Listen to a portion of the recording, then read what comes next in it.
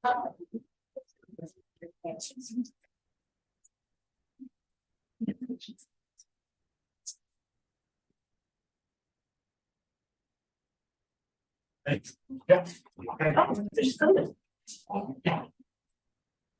good evening, everyone.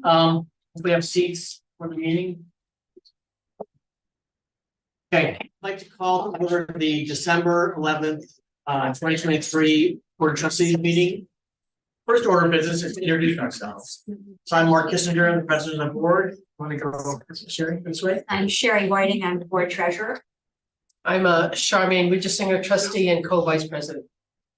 Sarah Patterson, trustee. I'm Kristen Roberts. I'm the public information specialist. I'm not a member of the board.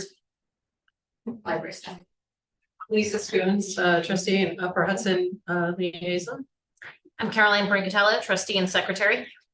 Shelley Wells, co-vice president. And Jeff Kirkpatrick, director. And we have one board member who's excused. Lauren DeBetta is excused for the meeting tonight.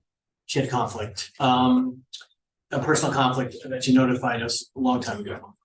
So the first order of business being public participation. So what I'd like to do, we're going to set a limit of 3 minutes for each speaker, an overall limit of 20 to 30 minutes. Also a note for people in the audience that there's another public participation session at the end of the agenda, right before executive session. So there'll be an opening for public participation then as well. Again, the orders of the day are decorum and we ask people to be respectful in their comments. And I think we have a list. Do we have a list of people? They're just finishing up right now. Okay. Finishing. So we can Well, I know that Colleen, you're first. okay, why don't you and in order it's better probably you can speak wherever you want. If you want to be on the video, it's best to come over here. It's like I don't need to be on the video. Okay. But not here. Okay. That's fine. Can I also just make one request? We don't have microphones in this room. right. I am very loud. No, but even for my own trustees, if everyone can speak loudly and clearly, thank you. If I'm not loud enough, just let me know. Okay. And two, before you begin, please, I just want to say if the discussion here digresses to anything aggressive or insightful in any way, the board collectively takes a recess. Right. Thank you. So I'm Colleen Scott. I'm gonna start with what I sent to the board and then finish with my comment. Hopefully I can do that in 3 minutes or less. Okay. I sent the following to the director of the library and the library board on Thursday, December 7th, after the event was held, but prior to the shooting, which took place at the local synagogue. I received no response from the board. I am writing to express my sincere concern with the events that took place on December 5th at the emergency meeting of the board and December 6th, the Bethlehem Neighbors for Peace, featuring Miko Paulette. I grew up in this town. I graduated from BCHS. I'm not going to go through all the things I said about the town, but I've been a member of this library for a very long time.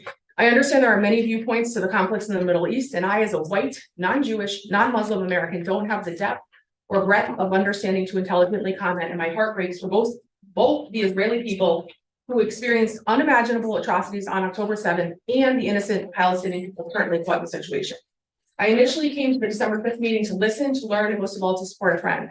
I understand the difficult task the board was faced with, given the current policies which appear to be in conflict with one another, public sentiment, etc. It was obvious listening to the comments that the Jewish community is in deep pain and living with daily fear. That sincerely breaks my heart because I have always been thankful that I live in a community which for the most part was safe for all. I arrived in internal conflict because I generally support freedom of speech. I am against the banning of books, and I feel freedom of expression and thought is paramount to the ideals of our society. That said, our libraries are publicly funded places that are supposed to be safe for all, and listening to the comments on Monday night, the Jewish community clearly did not feel safe. I listened carefully to what the board proposed to keep the event calm and safe for all on Tuesday.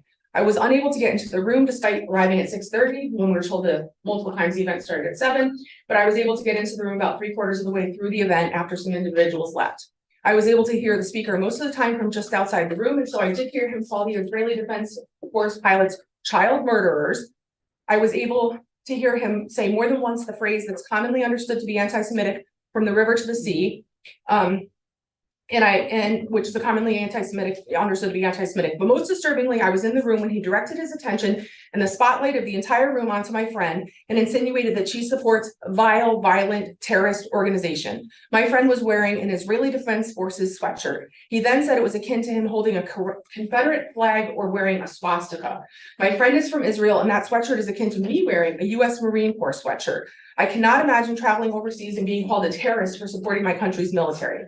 I also cannot fathom why anyone would use a swastika analogy when speaking to an Israeli American, thank you, Jewish woman. I heard the board member say there is no recognized definition of hate speech, that's in quotes, but I think it's pretty abhorrent that those particular comments were not immediately recognized as hateful. The majority of the room was applauding and jeering after his comments, while their attention was trained on her. To say she felt terrified would be an understatement. This is the same woman who described her experience on Monday night as having emigrated to this country because she was a second grader carrying a gas mask with her backpack to school on a daily basis in Israel.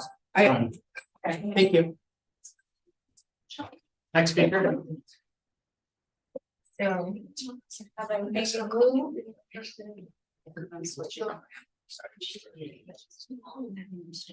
They can't. Yeah.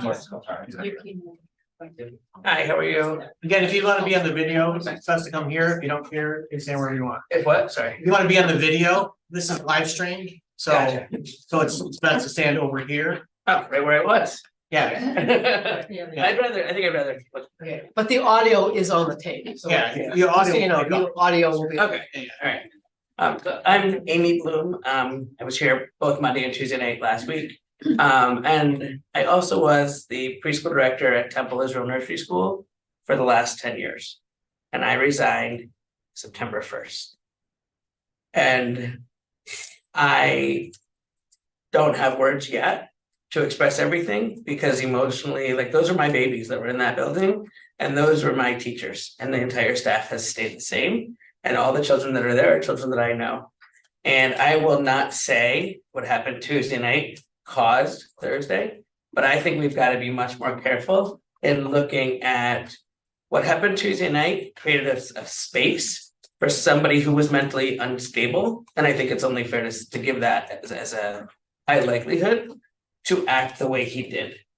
And so my friend is a library director locally, and so she and I have been having some great conversations, because I don't know how you do what you do, Jeff. I don't know. I guess I'll end it there. I don't know.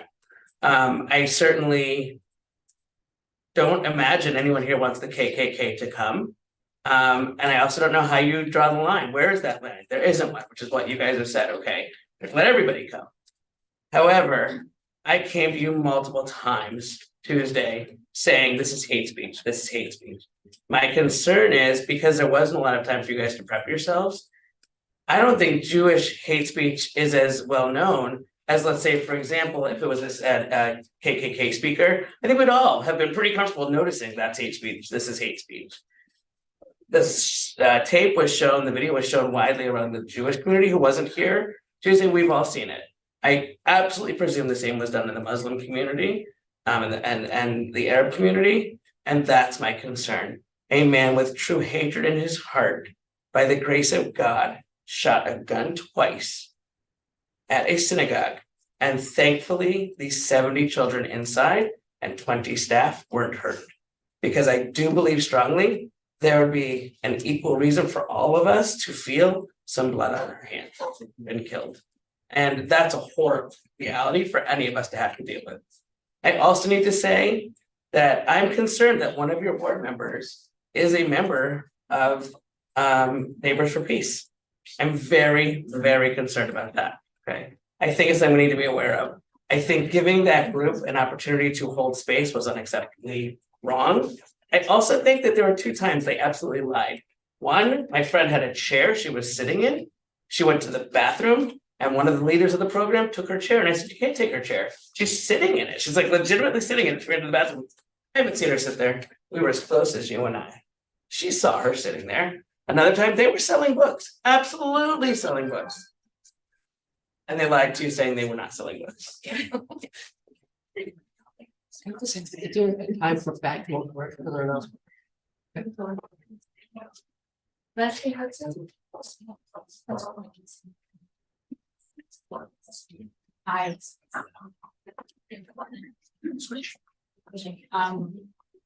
I was here Monday night and Tuesday night as well. And I guess I go on the assumption that we live in a democracy, and in democracy, people are supposed to be able to engage in civil discourse. And from somewhat of an intellectual level, aside from the emotional levels, which we are all highly aware of, that people are hurting on both sides of this situation. When you allow yourself to acknowledge the pain that one group is feeling, that doesn't mean you're negating the pain that another group is feeling. Bethlehem Neighbors for Peace operates on the premise that we want peace for everyone.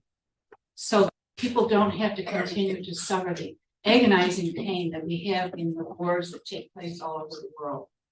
I am very sorry that people were feeling as offended as they were, but I think it was determined that Nico was not using hate speech from a legal standpoint. And Please be respectful. Thanks. Go ahead. the meeting was able to continue Tuesday night to its conclusion. We were not selling books in the library. I came in to see Jeff and found out that selling them outside the library in the parking lot also was not allowed, but by then there were very few books to be had and they had been consumed, taken right away by people who were interested. So that was clarified by Jeff that that isn't allowed in the parking lot as well, so that won't happen again. But again, we are a peace organization and we believe in educational discourse and helping people to understand what's going on in the world around us and help us to find ways to cope and manage and live together. Thank you.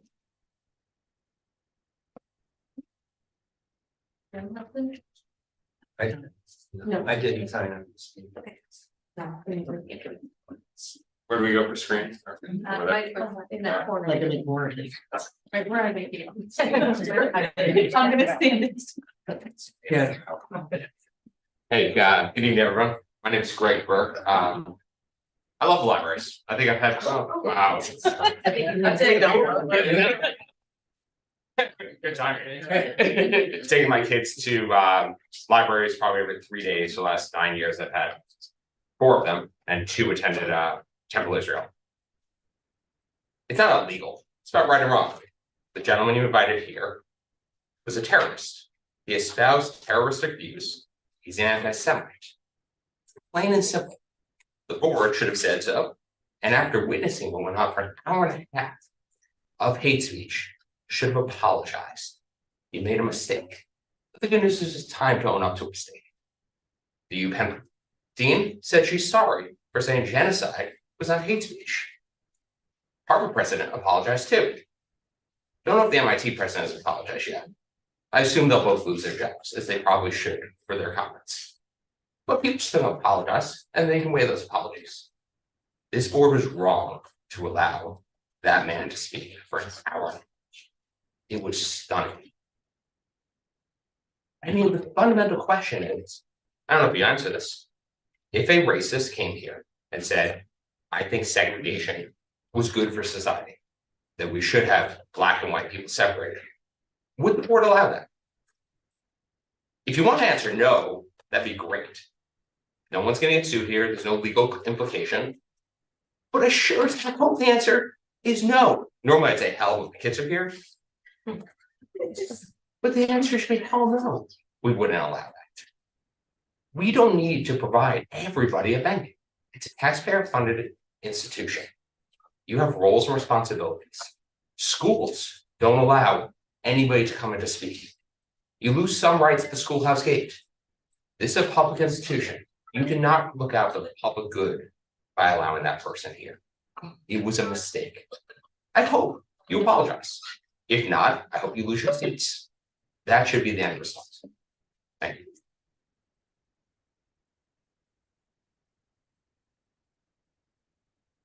Judy Quick. I'm Judy Quake. I'm a member of Bethlehem Neighbors for Peace. And the first thing I would like to do is thank the board for standing for freedom of speech. I think it was a really tough call that night. It was a really tense situation. The room was packed. There was a crowd out in the hall. People really wanted to hear what the speaker had to say. And as far as I know, we still believe in the First Amendment right to freedom of speech in this country. And you stood for that and really appreciate it. I've been a member of Bethlehem Neighbors for 20 years. It's upsetting to me that somebody's been called out here because they might be on the board and be a member of our group. I don't know who that would be, and I've been a member for 20 years. So it's kind of like a Salem witch trial. This is the witch hunt. You're trying to find somebody on the board that you can blame for this. But the bottom line is we still believe in freedom of speech in this country. If you're wondering what kind of programs Bethlehem Neighbors for Peace has sponsored at the library, we've sponsored a lot of programs, probably over 100 programs here at the library in the last 20 years. We've always stood for peace. We've always stood for justice. And we have covered everything from healthcare to climate change. And our country's in trouble. We really need to talk about these issues. And our goal is to put it out there for people to talk about. And when you throw words like anti-Semitic around, you diminish what that word means, okay? None of us are anti-Semitic, nor is Michael Pellet, who happens to be Jewish, or as well as the interviewer who did the interview. He is also Jewish. So when you use those words, you better know what you mean, because you diminish the word. It's dangerous when you call us out for something that we're not, because you know what? We're living in very dangerous times, and we do need to protect the Jewish people in this country, but we also need to protect the Palestinians. Thank you. Robert McDonald. Yep, that's me. Let me come up here, and my remarks are primarily addressed to the board. Over the weekend, I did send a rather lengthy memo concerning meeting policy to the board, to the trustees. And I assume you have that, and so I don't want to talk about that today. I'm a community member. I'm not a member of Bethlehem Neighbors for Peace. In fact, I disagree with some of what they do. And quite frankly, because of some of the slogans that I see they're going to be using on Monday night, I would not be a willing participant in the event they're going to be having. I'm also not Jewish, although I must say my daughter-in-law and my grandchildren are Jewish. Is it okay for her to be videotaping people? Excuse me, sorry. Yeah, we're on camera. She's allowed to just videotape us? Yes. Yeah. Okie dokie. This person's videotaping. Would it be okay for her? I'm videotaping my phone. Hey, we're cutting in someone else's. Yeah, go ahead. Sorry. Okay, so what I want to say now is that what happened last Tuesday evening is an example, I think, of why the Bethlehem Library needs to have a clear understanding of freedom of speech requirements and how they should be applied. I was at the library last Tuesday night, a participant in another event going on in another room here. So I did not have a chance to actually come over to the Miko Pellet's presentation until it had ended, and I just walked in for a minute or so. But I have seen it on YouTube. In fact, parts of it I have watched multiple times. I wanted to make sure that I understood what he was saying. I think library staff and trustees who were at the meeting were in a very difficult position, trying to apply uncertain guidelines to controversial speech in a tense situation. And I'm not going to criticize anyone for what was said in the interventions they made at that point. Based on some of the comments from last Monday's meeting, I thought Miko Pellet was going to say some really crazy, over the line things. And I wondered how you would react to that. I thought library staff were going to have a real dilemma. From viewing the event on YouTube, I saw nothing said by Pellet up to the point and including the point of intervention that crossed the line. Were his remarks controversial? Yes. Did they threaten anyone? No. 30 seconds. His reference to Israel extending from the Jordan River to the Mediterranean Sea, and that's what he said, it was Israel, is an accurate geographical description. Look at the map, as he said. There was nothing about those words in the context in which he used them that should have violated or should have been considered to have violated library policies on patron conduct. I believe the library, thank you. Molly Lattis. Hi, good evening. My name is Molly Wallatis. I'm a BCHS student. I spoke about Miko Peled and his anti-Semitism last week. First, thank you for hearing what my community and I had to say. Looking back on the past week, I feel sick. I think of myself as resilient, but now I live in fear. I love the library. In the interest of making the library a welcoming environment for everyone, I suggest that you change and clarify a few policies. First, a statement made by Mr. Peled to a Jewish patron calling her a terrorist was allowed. This sets the precedent that under the patron conduct policy, calling patrons terrorists doesn't constitute harassment. I think the policy needs to include a clear definition of harassment unless this behavior is to be tolerated at the library. Next, I urge you to change the meeting room policy so it cannot be used for hate-filled events like Tuesdays. For the second time, I come to the library board asking you to protect your patrons. It's only been a week, but because of the speech that this board allowed and the ensuing event on Thursday, I'm now a shell of myself. Thank you for listening to me and have a nice evening. Hope Amsterdam. My name's Leanne Pinchak-Galatis. I'm later on there. Hope asked me to speak and she might speak later. Thank you. That's my daughter. I'm not going to speak about the emotional toll. I think you heard about it from her and a number of other people. I do want to say a few things. I also spoke last Monday night, and I spoke last Monday night about the library policies. And I want to speak again about the library policies. Separate from the policies that were handed out last Monday night, the library has a conflict of interest policy for its trustees. And I think number 4, paragraph 4 of the conflict of interest has a recusal provision for anybody with a conflict of interest. There is somebody on the board of the library who has on her LinkedIn profile that she did work for Women Against War. Women Against War is listed as one of the sponsoring organizations along with Bethlehem Neighbors for Peace. There's no reason that that person should have been in the room for the dialogue and involved in the vote last week. And so I want to know what recourse there is and what consequences there are for a library board member, a trustee, violating the library's own policies. That's the first thing. The second thing, I've heard a few things tonight about discourse and education. None of us are against discourse and education. There was no room for discussion. Miko Peled started his speech by saying everything you know about Israel is propaganda. And then he shut down every speaker, including the Israelis, who talked about their own history and their own knowledge of history, because he said, the table with everything is propaganda. So there was no room for discourse. We are all open to discussion. The other thing I heard tonight that was really upsetting to me was that we, as repeated victims of anti-Semitism, of microaggressions and macroaggressions, are not in a position to define anti-Semitism. Nobody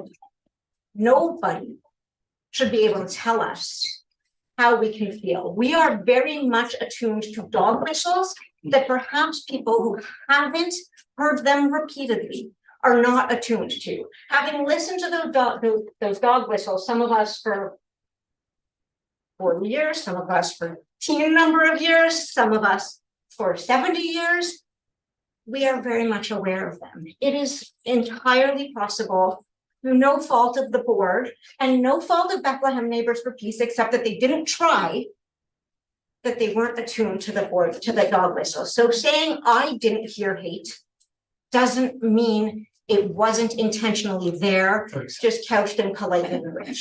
And so I urge you also to reevaluate the conflict of interest policy, the patron conduct policy, and the community room policy, because I think all of them proved problematic this week.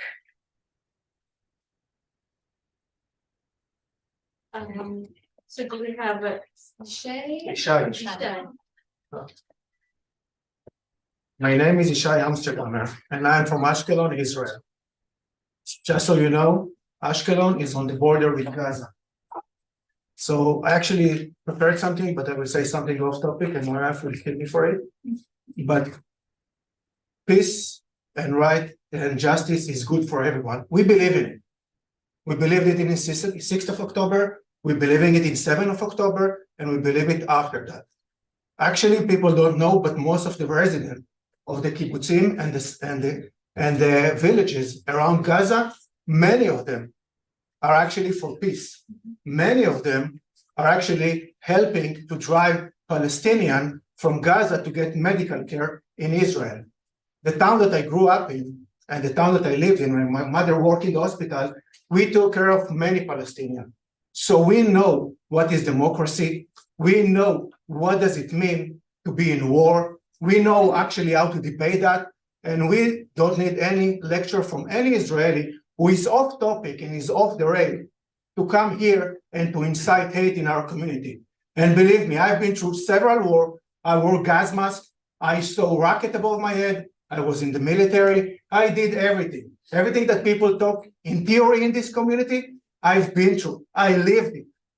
And I speak from experience, from first hand. And what I'm hearing about peace, I will say one thing. We don't have fight with Palestinians. We want peace. We wanted peace for many years. We offered peace. We signed not me, Israel signed the Oslo Agreement. People need to learn their history before they try to lecture others. And one thing I will say, the fight is not against Palestinians. The fight is against Hamas, which in my view equal ISIS. And this is what the war is now. And this is the condemn that needs to happen in the community. This is what people need to realize. This is why I went also to the high school and told the principal there, and one of the, I don't remember his name, that the way they teach the subject is wrong.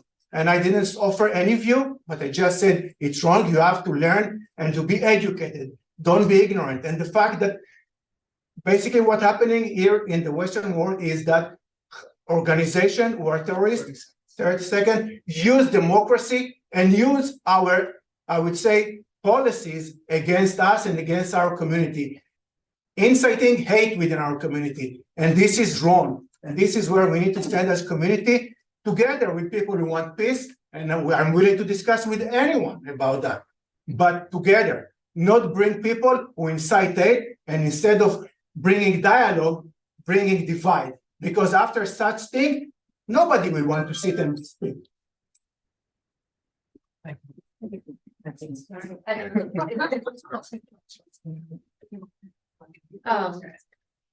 I'm not sure, Marianne? My name is Mayan Amsterdamer, and I am an American-Israeli student at Bethlehem High School, and I used to be a proud user of this library. Every day after school, I come here to study, read, and relax. However, I feel as if I can no longer do that. I feel unsafe. But here's what I find unfair. How come my Christian best friend doesn't feel unsafe, or even my Muslim classmate? It's not that this library has become an unsafe place for all. It's that it has become an unsafe place for Jews. For years, this library has prided itself on being an inclusive, safe, and fun place. However, I nor my Jewish friends will ever be able to view it that way again. It doesn't matter if you put a menorah in the hall. What matters is that these walls could and have held dangerous people who wish harm on my people. Thank you. I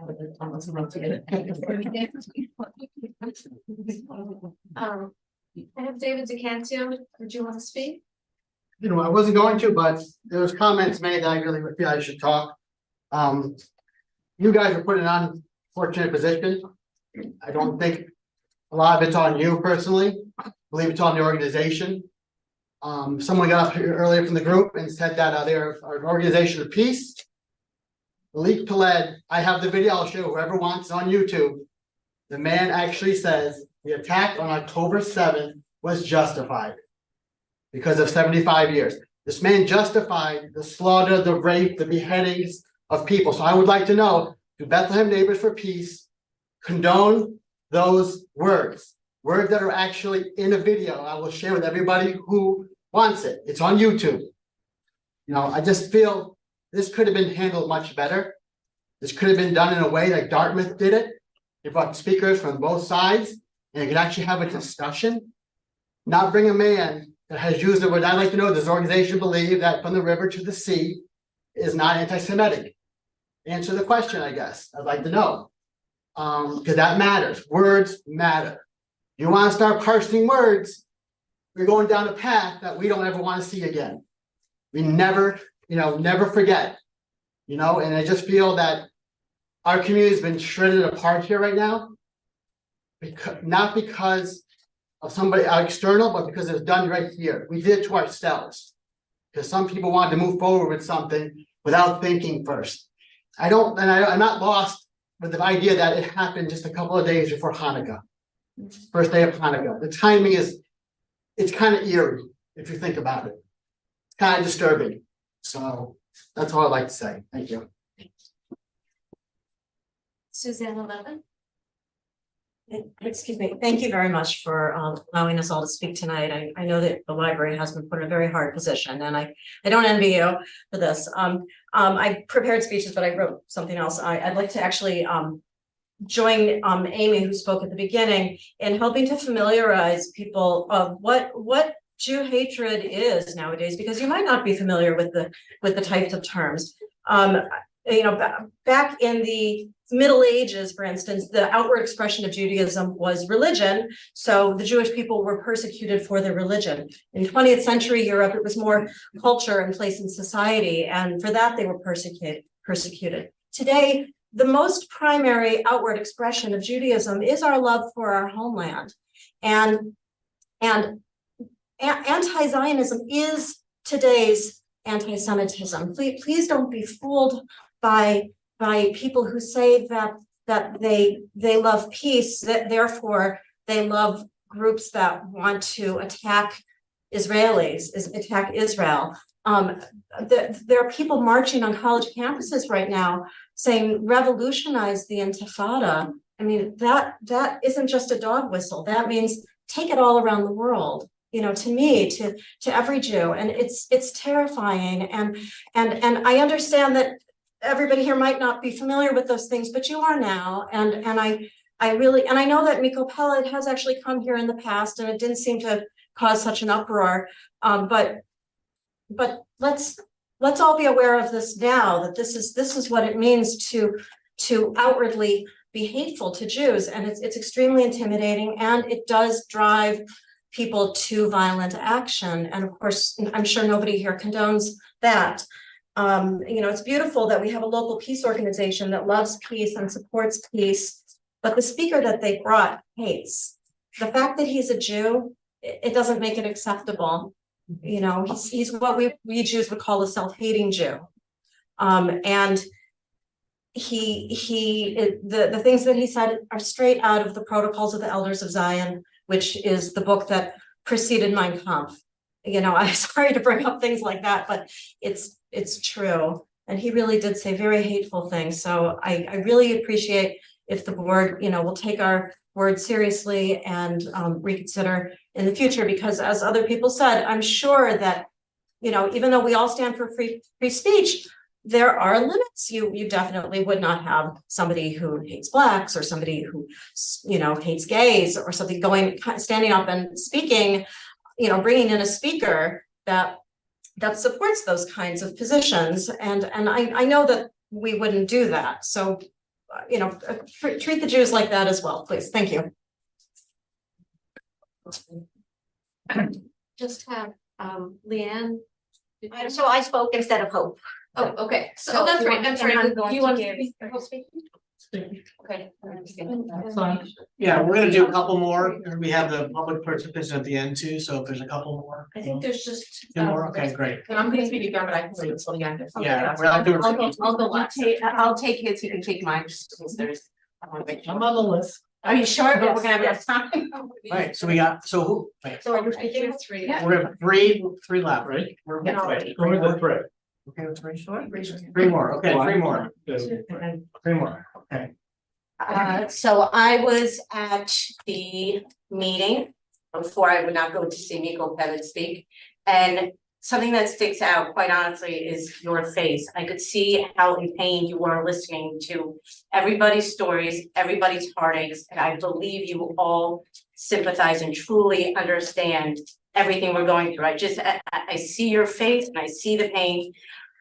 With that said and done, these are my people, and we're from Ashkelon, Israel, which, as you know, has been struck constantly, and my in-laws are living in bomb shelters, my sister-in-law, their kids, and my brother-in-law, and this week we've received 2 phone calls from my mother-in-law. Oh my God, are you guys okay? It's made the news here. We heard about Temple Israel. Oh my God, is it true? Your library hosted Nico Pettit? That's what we've come through, that my family and bomb shelters in Israel are concerned about us Bethlehem residents, and rightfully so. These walls are not walls for hate, you know, free speech zealots, come on. Do better. Do better. This is supposed to be a safe place. This is what we left Israel for, to come here, many of us. And I mean, I think it's wonderful we have this group, but let's do better. And let's take care of one another and not put anybody in the line of fire here in Bethlehem, of all places. Thank you. Get anyone? No, I'm gonna go last. Harold, Okay. is that you? Hello, everybody. Harold Islam. I spoke last week. And I neglected to thank you, the board, for giving the community the opportunity to voice its words last week and again tonight. So I do want to thank you. I said last week, and I want to reiterate, to you as the board, you should never have been put in this position. Freedom of speech is a great thing, but we see, as recently as last week, and not just here, that finding that line between allowing speech, which many of us support, but also not allowing hate speech is a very difficult one. And you can ask several Ivy League presidents how well they managed it. It's an impossible position. And as I said, I'm sorry that you were put there, but you were. And so now we have to kind of navigate it. And I did want to speak to what I think some of the lessons are here. First, you directed a policy to Jeff where he was supposed to manage it. That, in fairness to Jeff, was impossible to do. I don't think you were able to do it that well, which is why you're hearing all this tonight. But I don't think that's the solution. I think there was another motion before you about what do you do with the community room going forward. And that's the thing to think about. Don't let this happen again, but it will never be an answer to have staff go in there and monitor what people say. At the time last week, we did talk to you about hate speech and about speech that incites violence. And the really sad punctuation to mark to that is that we then did see violence in this community against Temple Israel. And it wasn't just violence against a temple, it's violence against a temple that housed a preschool there. And if that violent person had gone in and killed children, not necessarily incited cause and effect by Miko Pellet, although there was plenty that he said that was insightful of violence, how would you have felt, Neighbors for Peace? How would this board have felt? You would have been mortified. You would have been, beyond words that anything you might have done in the slightest way led to that. So let's go forward here. There is one thing that the board can do. You stood up for free speech. We understand you had a policy. Many of us didn't agree how it was applied, but that's done. But one thing the board can do is express your view as a board about what Miko Pellet said. And there were things he said that crossed the line. You don't have to stand by on the sideline and say, that's okay, or we're neutral. You can speak out and condemn it. And that's what I would ask you to do.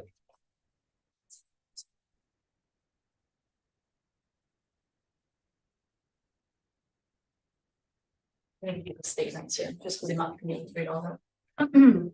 My name is Dee Levy, and I'm sharing the statement on behalf of myself and Laura Weisblatt, along with speaking on behalf of numerous members of the Jewish and Israeli community who could not be here tonight. You may recall me from last week. Among the concerns we raised to you at the board meeting were that allowing Bethlehem Neighbors for Peace to bring a controversial anti-Israel speaker, specifically Miko Peled, is divisive and hateful towards Israel and Jews. We warned that violence is provoked when people spread these messages of hate against Jews. It is no surprise to any of us that only 2 days later, Temple Israel was attacked by a man who shot at the temple when children were inside. Laura's husband and 3-year-old son were inside at the time. They had to hide in a storage closet for 2 hours while police apprehended the man and swept the building. Imagine for a minute if this was your child, your loved one, your community that was under attack. I want to go back to the events of December 4th. The library board passed a motion at their meeting that they would terminate the meeting if the speech violated their patron code of conduct, which included threats, intimidation, and harassment. But at the event on Tuesday night, December 5th, the staff were clearly overwhelmed and had no idea how to manage the situation. It was never meant to be a discussion. It was just a talk given by this hateful speaker, and the crowd egged on his violent and insightful rhetoric. And while Bethlehem Neighbors for Peace promised a neutral party to facilitate the discussion, Professor David Banks with the University at Albany did not challenge the speaker on his anti-Semitic and insightful comments. The event turned aggressive and almost violent at times. Jewish and Israeli people were being yelled at, threatened, singled out, and called names. This next portion is very personal to me. Miko Pellet specifically targeted me and pointed me out when I was in the back of the room. I'd been recording the event and had not been disruptive in any way so as to stay in the room and capture all that took place. After being told he should not say from the river to the sea, Miko Pellet, who likely doesn't often get told no, started to yell that I was offending the Muslims and Palestinians in the room while he pointed at me. At this point, the whole room turned to look at me. He said my sweatshirt was the worst terrorist organization in the world. This was meant to deliberately turn the people in the room against me and incite violence. There is no other reason a speaker brought in for an event before 100 people would feel the need to do that. Most of the crowd was clapping and jeering as I said loudly, I feel threatened and intimidated. This was a direct violation of the Patron Conduct Code. Separate and apart from the board's discussion of free speech, this was a direct violation of the promises made the night before when a motion passed by the board. This is not a matter of updating a policy, but a failure to uphold existing policy and procedures. I was scared for the remainder of the event and did not leave the room because I knew I had to finish recording the event given what had transpired. I had the only full record of the event and couldn't leave in spite of my hands shaking, in spite of the betrayal I felt, having thought we would be protected and recognizing that we were not. When the library director attempted to end the event, the crowd began to chant, let him speak, at which point the board secretary and board president in front of the room told us hate speech cannot be defined, therefore the talk will continue, and that participants could submit comments later on if they had any concerns. This again was deflecting from the real issue at hand, the violation of the policy itself and the lack of consequence. As Laura and I shared, and I'm sharing on behalf of both of us, this week has been one of the most stressful and harrowing of our lives. As many of us share, we felt safe and protected in our community until now. For me personally, the experience I had at this event was the scariest I've had as a Jewish person. Being targeted in a hostile room and being afraid to walk through the crowd, having my friend drive me to my car and follow me home, and my subsequent report to the police. All of that is something I never could have imagined. This event has divided our town. It has created unrest in an otherwise very peaceful community. Sadly, the library, by allowing this group, who clearly want anarchy, unrest, and chaos, instead of fair and balanced dialogue, has legitimized and allowed Jew hatred to be spewed within its walls. We have your comments, thank you. I'll make sure to distribute. Yeah, thanks.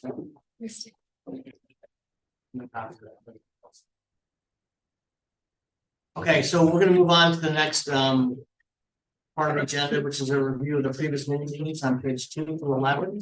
It's Mark. Sure. I'm sorry to interrupt, but I feel like we've had some people here 3 times in a row now at the library, and I personally have some things that I would like to say. Sure. Not on behalf of the entire library board, but my personal feelings. I did not attend the meeting on Tuesday night, but I did watch the video. I heard a lot of offensive language, but what we do here at this library is ensure mutual respect, freedom of thought and expression for everyone. The First Amendment is a serious liberty in this country, and certainly with open meetings law, we had no, there was no vote. There seems to be a misconception that there was a vote on Monday night about continuing on with the meeting due to First Amendment concerns. There was no vote. The library, the board, we already knew that we were going to continue on with supporting free speech. However, watching the video on YouTube about 49 minutes into the program, the speaker said, if you support Israel, you're racist. You can hear the audience start to grumble a little more. About an hour and 20 minutes in, the speaker said Israel created an apartheid state from the river to the sea. And this is when our library director first approached the front of the room, and the crowd began chanting, "Let him speak." The speaker was asked not to use the phrase river to the sea. The speaker said he was only making a geographical statement. Possibly he was. The part I find most troublesome about the meeting was that after our director asked or allowed the program to continue, the speaker immediately raised his voice to the crowd and said, "It's absolutely ludicrous that these people dare to make a condition on this conversation." He then singled out, as we've heard, a Jewish audience member to deride for wearing an Israeli-themed sweatshirt. This was deliberately insightful behavior and resulted in the crowd becoming more unruly and forcing our director and 2 members of our board to again move to the front of the room approximately 5 minutes later. This behavior was clearly against our conduct policy toward the work of library staff and toward a patron. At the end of the day, I can accept offensive speech, again, under the First Amendment, but his lack of respect for library staff and trustees after being warned is out of bounds. His singling out with pointed finger one patron and such an angry crowd was dangerous. I recommend, or actually, I'd like to make a motion that this speaker be barred from any further engagements at the public library.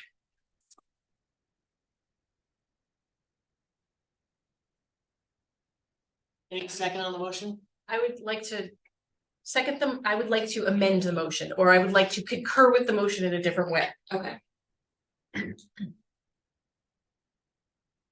I think that Michelle pointed out excellent ways in which our policies, there is a distinction between free speech and behavior. Our policies attempt to regulate behavior, not speech. That being said, I believe that the conduct that Michelle described, where a single individual was called out for what they were wearing, and I encourage everyone on the board to think about this in any other situation. If someone was wearing a BLM shirt, if someone was wearing an LGBTQ shirt, if someone was wearing any cause that you agree or disagree with, would we allow someone to call out a person for wearing that short? That is beyond free speech, that is a behavior. Therefore, Michelle, I don't think well, I appreciate your point. I don't think that a motion to ban the speaker does anything, because I think he has been here and he has said his piece. What I think the issue is with our conduct policy is that I think that it was not taken seriously by those who organized the event. And it is those who use our policies' responsibility to ensure that the policy, that the speakers that they bring in do not act in a way that violates that policy. Therefore, I'm not necessarily seconding your motion, but I am perhaps making a separate motion that the board take action upon discussion against the Bethlehem Neighbors for Peace for violations of the patron, for bringing in a speaker that violates the patron conduct policy. I'd also like to say also, so I have the floor, is that as an individual, there's been a lot of discussion about free speech.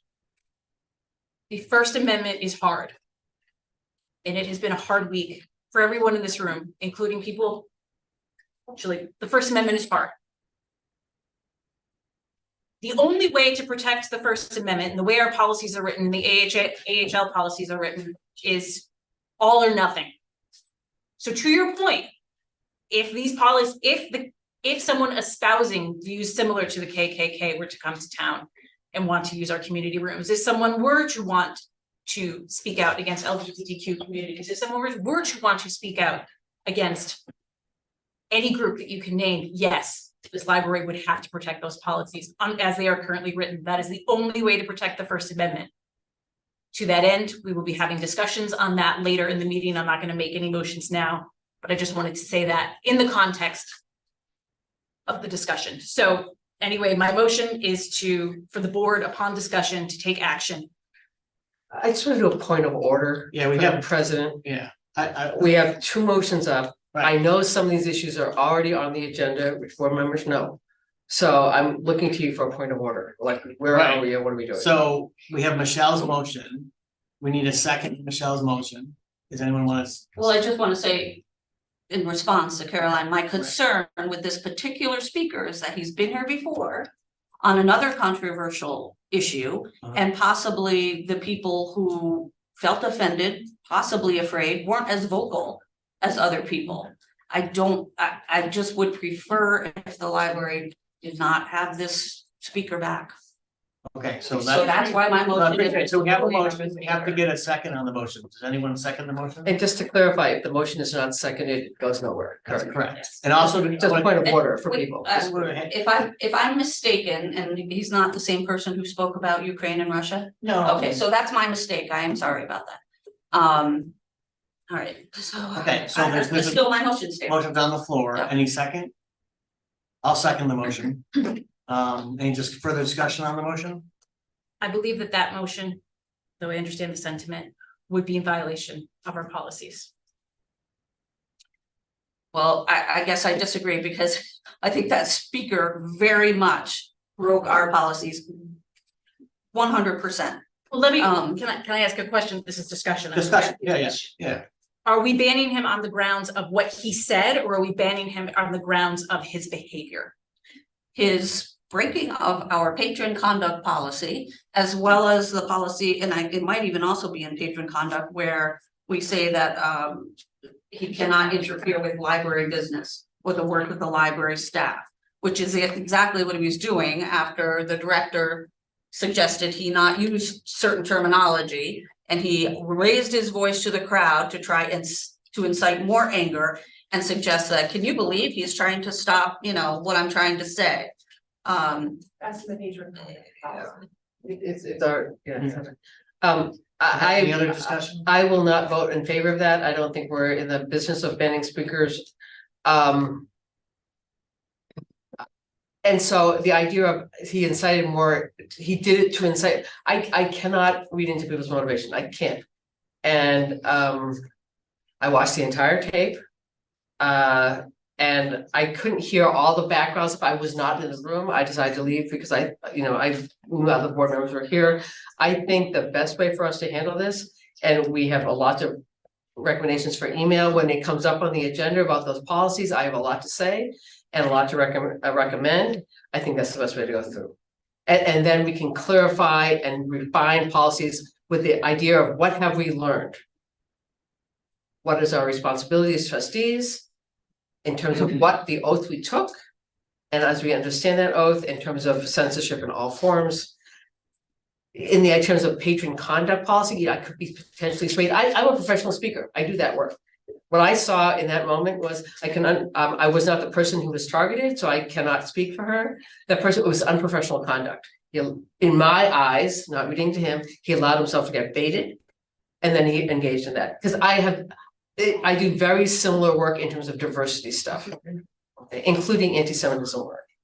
It is easy to get drawn in by an audience if you are not 100% on focus.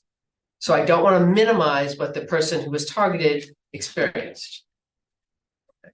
And when Jeff intervened, I heard him, again, it was a professional or not, appropriate or not, I'm not going to step in there. I'm not sure what was going on in the person's mind. But what I heard him say is, we are being told what we can and cannot say here.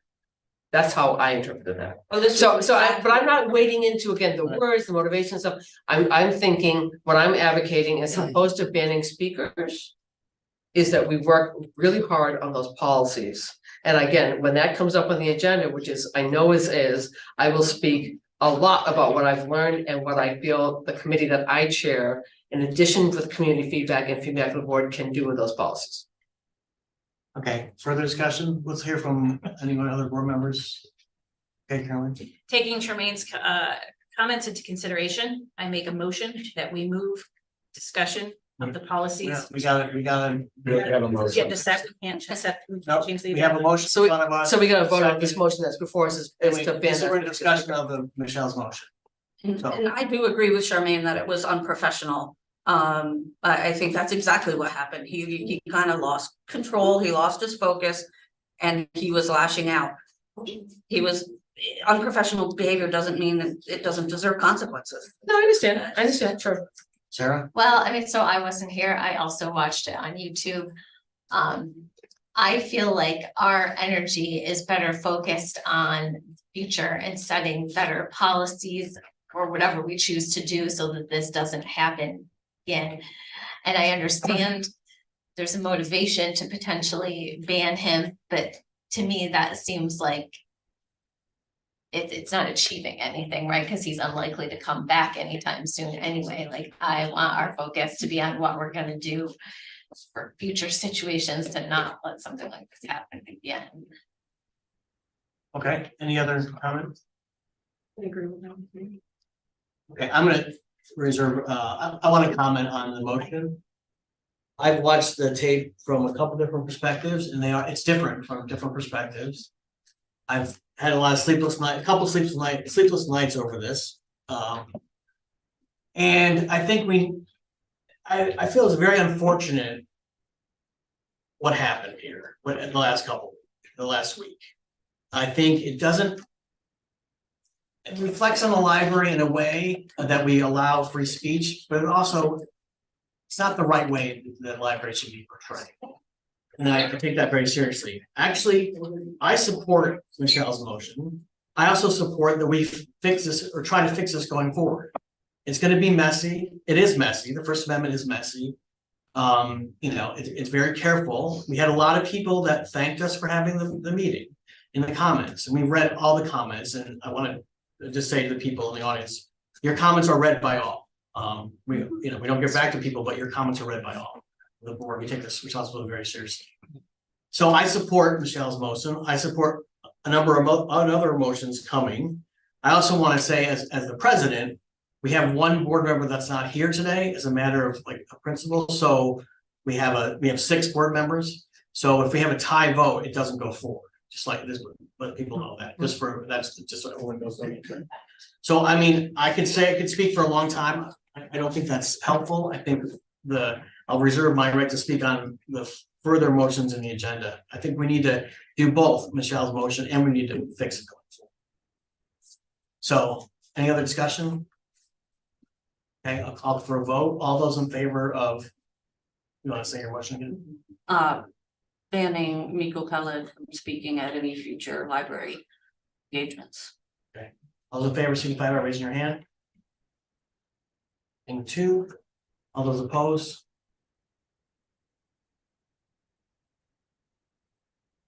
Motion fails. Thank you. Okay, do we have other motions or do you want to go? Yeah, no, I mean, we might as well do that now. Okay,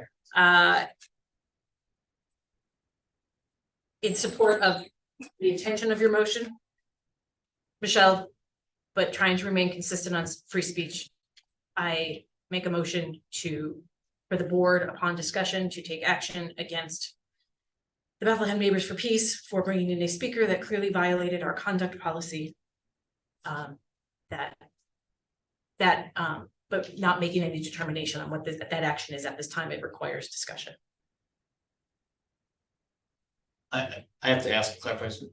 I don't understand your motion. That's Sorry. That's my fault. Right. My motion is to take action against the Bethlehem Neighbors for Peace, including but not limited to a suspension of the library space for bringing in a speaker that violated our patron conduct policy.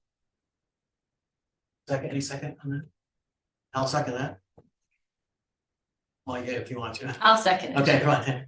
Sarah seconds, okay, discussion on that motion? I have a question for the director, which we already know the answer to. Is my understanding that you have already issued a letter to that group, is that correct? Yes. Okay, and I know it's coming up on the agenda, but we'll just take it out of order. It's my understanding that the appeal process to the decision that you made and the action that you took is the board. So I'm just directing the board to that, the action has been taken by the director. So I want to clarify why, what's the extra level?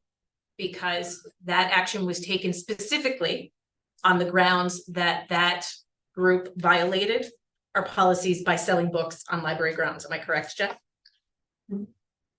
Yes, It did not cite any other provisions of the policy. that was yes, that was the cause of the action. And I support that action because that is a clear violation of the policy. But even if any action should run concurrently, I feel it is important. I have made the motion that the harassment provision of the patron conduct policy was violated by the speaker and is the responsibility of the community group who followed. And not to make this a back and forth, but I'm also not sure that they understood what was going to be said ahead of time. And when I make my remarks about the policy, which I know is going to be like probably at this point 9 o'clock, but anyway, what I've learned in terms of what we entrust to organizations and people outside the library, which I think that is trust misspent at this point, but I will address that. I don't think organizations have prior knowledge of what might happen in their group. So are you saying that they brought a speaker who ended up saying something, or they did not take action when something was said? I think that I'm not to bully, they had I'm at just the trying to very get clear. least constructive knowledge that there could be problematic statements from the speaker based on the many people that spoke against him. I'm not, again, we are not regulating content. I'm saying that they had some inkling that people would be made uncomfortable by his speech. But I also go back to, I make my motion on the grounds, again, going back to free speech. With the First Amendment comes great responsibility. And I do not, and with the First Amendment comes great responsibility. And if you bring in someone who violates, again, behavior in this case, not speech, I think that community group has to be responsible for that speaker. Okay, thank you. I have a question. Are you talking suspension for a certain period of time? Or are you talking A suspension, I do not advocate for a permanent suspension. I advocate for a suspension for a specific period of time based upon discussion by the board. Okay. Right. Is there any other discussion or question on the motion? I would just say that I am going to support this motion and that, we did our best. We heard from the public, everyone knew how each side was feeling. The library stopped the meeting twice. We are just not trained in policing controversy. And I think that the group that invited the speaker has to take some responsibility, and the speaker has to take a lot of responsibility. So in any case, I'm not going to go on and on, but I'll support Caroline's motion. Okay, any discussion on Caroline's motion? Okay, all those in favor signify by. So just to clarify, the motion is? The motion is for the board to take action against the Bethlehem Neighbors for Peace for violation of the patron conduct policy by the speaker that it read, and specifically the provision that prevents harassment. So what I propose is a suspension of a specific duration determined upon discussion by the board. That's the motion, second. Second. Okay. Yeah. Thank you. Okay, so any other discussion on the motion? Questions? Okay, I'll take a vote. So all those in favor of supporting the motion, please signify by raising your hand or saying aye. 1, 2, 3, 4, 5. Okay. All those opposed, please signify by raise your hand or saying nay. And again, my opposition is, I believe the director has already imposed a penalty. I understand the difference, but I know a penalty is already in place. Okay, so that motion carries. Can I just make a point of clarification? Sure. It's my understanding directly from our trustee who's not here, she is not a member of that. She specifically told me that. So, and I know some people have alluded to that. But I have it from her that she is not a member of that organization. Okay. Look at her LinkedIn profile, it's there. You know, Women of- I'm addressing the board. I do think it, I do not know for sure, but I believe she had gone to meetings at least where women have, but not But necessarily. she's not Bethlehem main group. Yeah, I think we should discuss that. She's not here to speak for her. Yeah, I think- I know. I think that we should. She spoke to them and she couldn't be here, so. Yeah, no, we should discuss that issue. Okay. That's definitely an issue, we should talk about that. Conflict of interest policy to all of us. Okay. Okay, so any other motions before we go into review of previous meeting? Okay, seeing none, we're gonna go to the third point of the agenda, which is the review of previous meeting minutes. I refer you to page 2 through 11 of the packet. There's a couple of them. Yeah, the first one is Monday, November 13th. Any questions on that one? So Okay, second, all in discussion, all in favor, signify by saying yes or aye.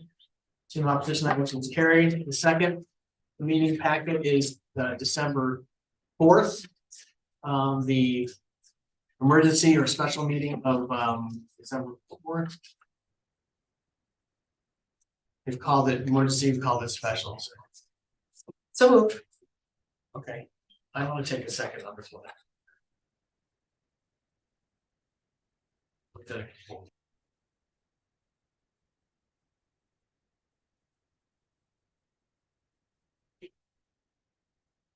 Okay, I need a second on the motion. Okay, all those in favor, signify by saying yes. Okay, thanks, the motion is carried, so the meeting minutes have passed. Going to the financial report, page 12 through 21. So on the revenue side, we received 98% of tax revenues from the school district. Interest income right now is just over 72,000. Of this, about 51,000 is interest that we received from the T-bill and the CD that both matured in November. We're earning about 3.3% on our money market account and some interest on our checking account, which makes up the remainder. We're 8% under in expenses as of November 30th, primarily because we haven't paid a retirement bill in November. We paid it in December, so that we'll catch up in December. Just a comment about investments. The $1.1 million CD came due on November 6th and earned 28,000, a little over 28,000 in interest. We purchased another 6-month CD for 1.5 million at 5.3%. The T-bill also came due in November at the end of the month, and it earned 22,000, a little over 22,000 in interest, and it was reinvested for 6 months, also at 5.3%. So we're doing really well with it, with interest. If you want to, I don't know, show the report, if anybody has any questions about anything in the report.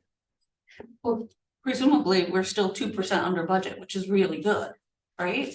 Yes, Yeah, that's right.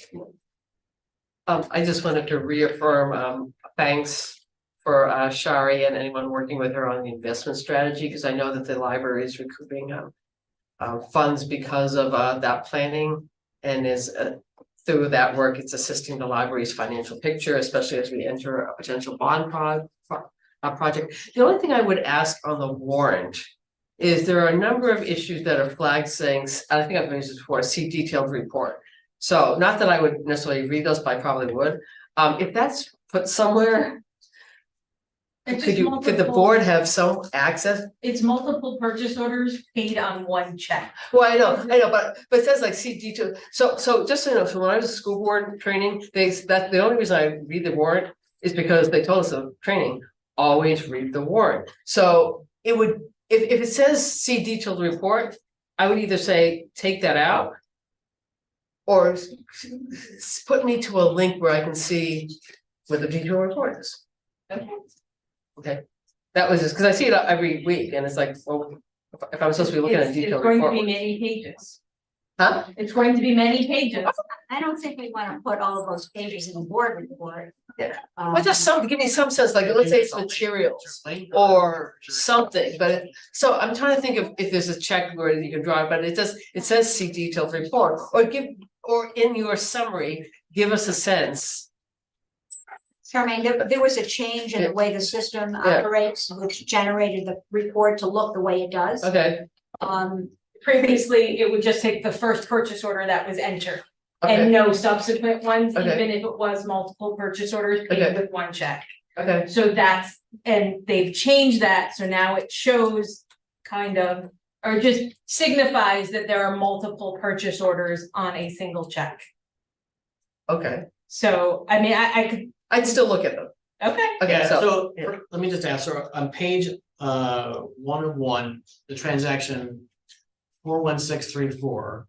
Is that the one, JP Morgan Chase Bank, see detailed report, is that what you're talking about? Right, right. Okay, and it says, we're on the detailed report to review the purchase order information. well, there's some that are thousands of dollars, I wouldn't pick on necessarily that one, but there like, well, No, that that's is the an first one- example. That's the first one, I'm just as an example. Yeah, That's the but first there one. are some that have thousands of, like, you'll see as you scroll down into the warrant, there are some that are thousands of dollars, and that's why I was like, you see, there's $13,000 under Dell, which I guess is kind of easier to figure out. Baker and Taylor supplies our books, so. Materials, yeah, Our books. that we Multiple purchase. purchase orders for books. Yeah, so Okay. like they'll send it in order, that's on one purchase order.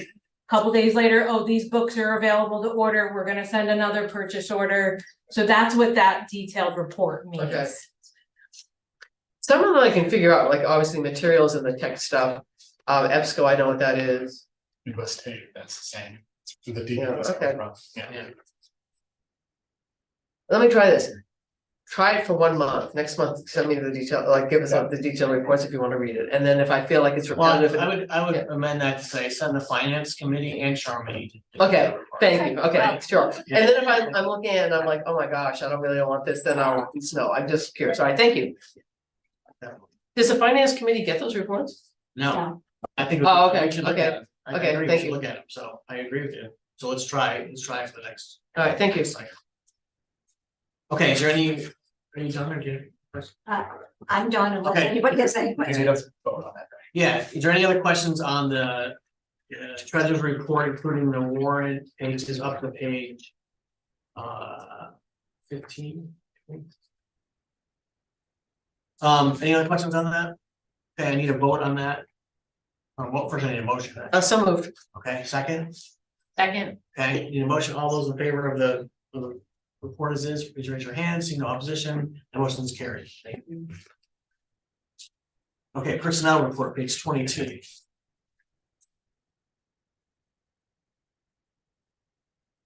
So, in one of those amazing months, I don't have any actions requested. All right. So, Okay, next. lots of new hires, we still, that's all, we're still, looking for a part-time librarian. Apparently ours rare entity. So we'll, be looking for a Friday night coverage. I will take a second here to mention, thanks to the staff that are volunteered to, cover Friday nights, which no one loves to do, but, they're, keeping us open and making sure we're covered, so. So I unfortunately have a question, so the ones that are approved to fill, these are the ones that are still open. No, previously approved to fill, these are the ones, yes, correct, if there's no status, they're not filled, the ones that are filled, say filled. So you're looking for a page, two, sort of page, clerk.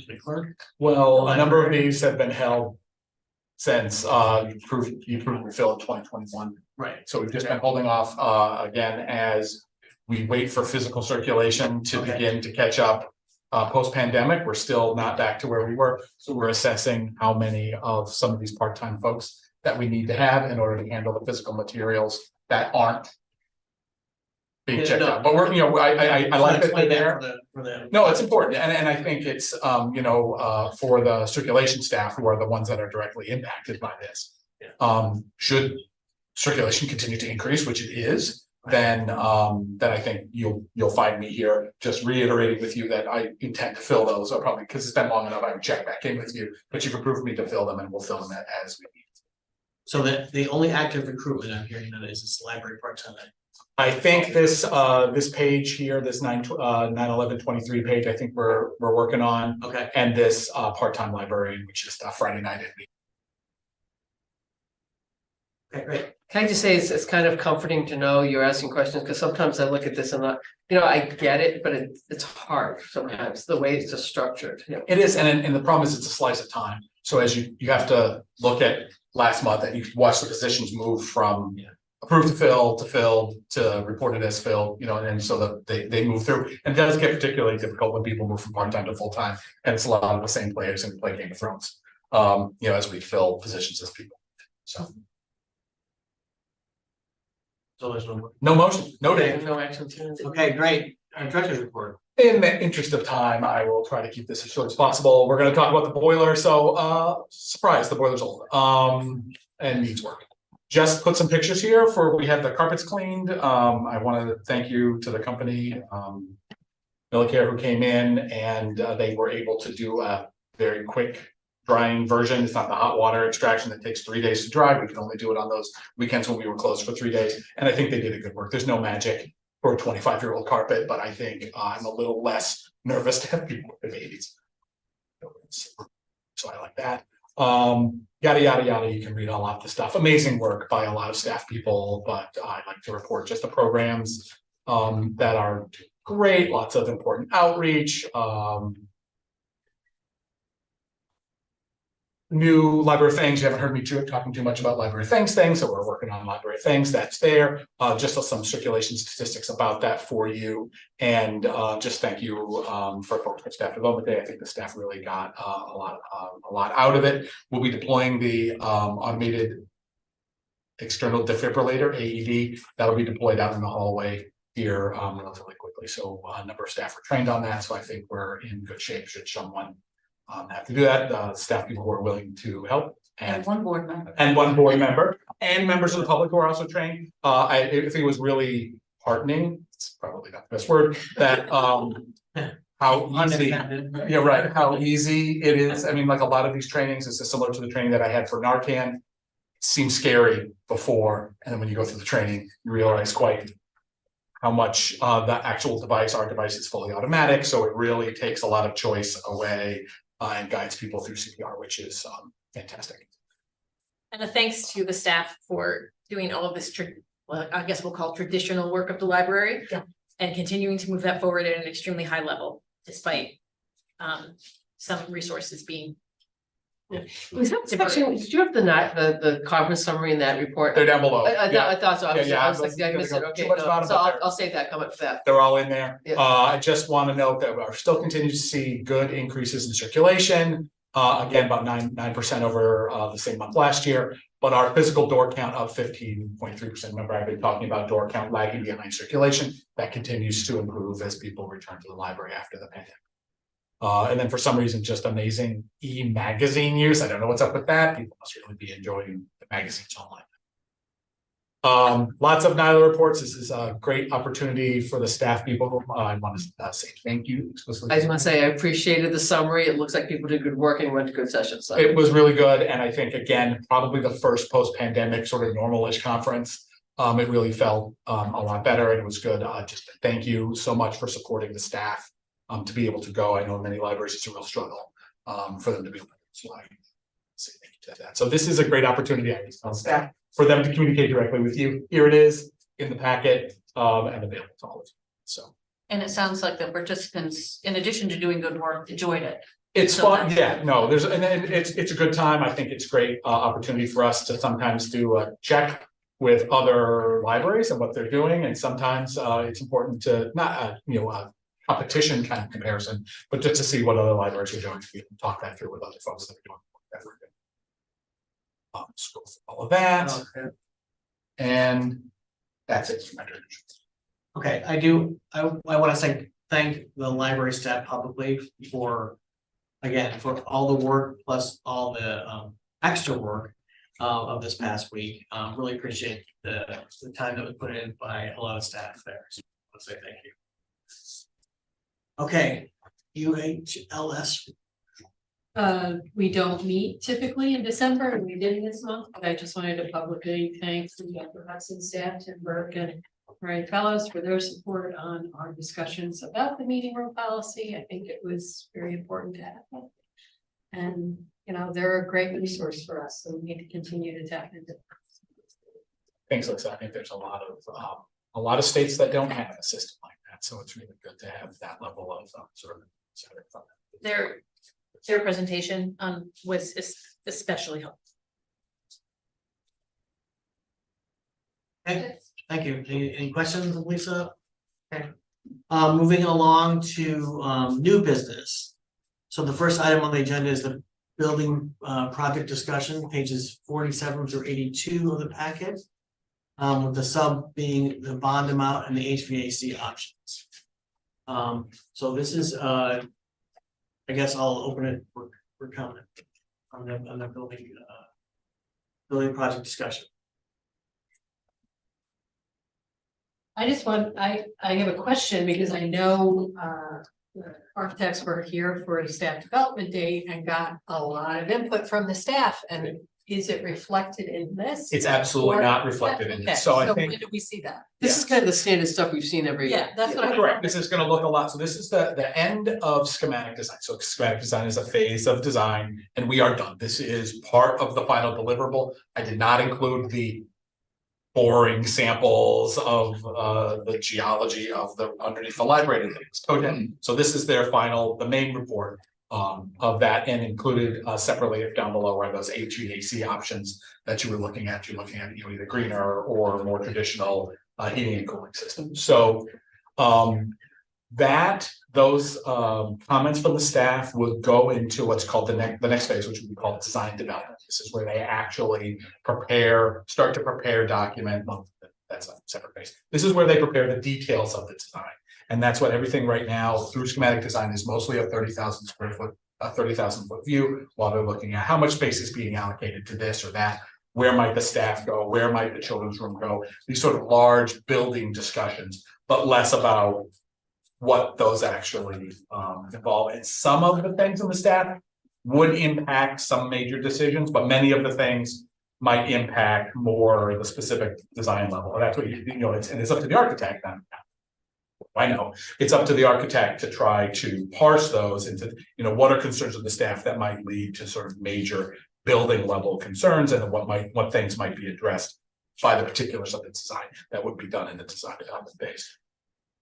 So was there feedback from the staff? So if we went to that, you know, that the design one that has like the overall design slide, because you know, the first 7 of these slides are like the goals and the philosophy. So if we went to that design slide, so if you fast forward to that, is it your understanding that that we know the one, okay, that one. That's.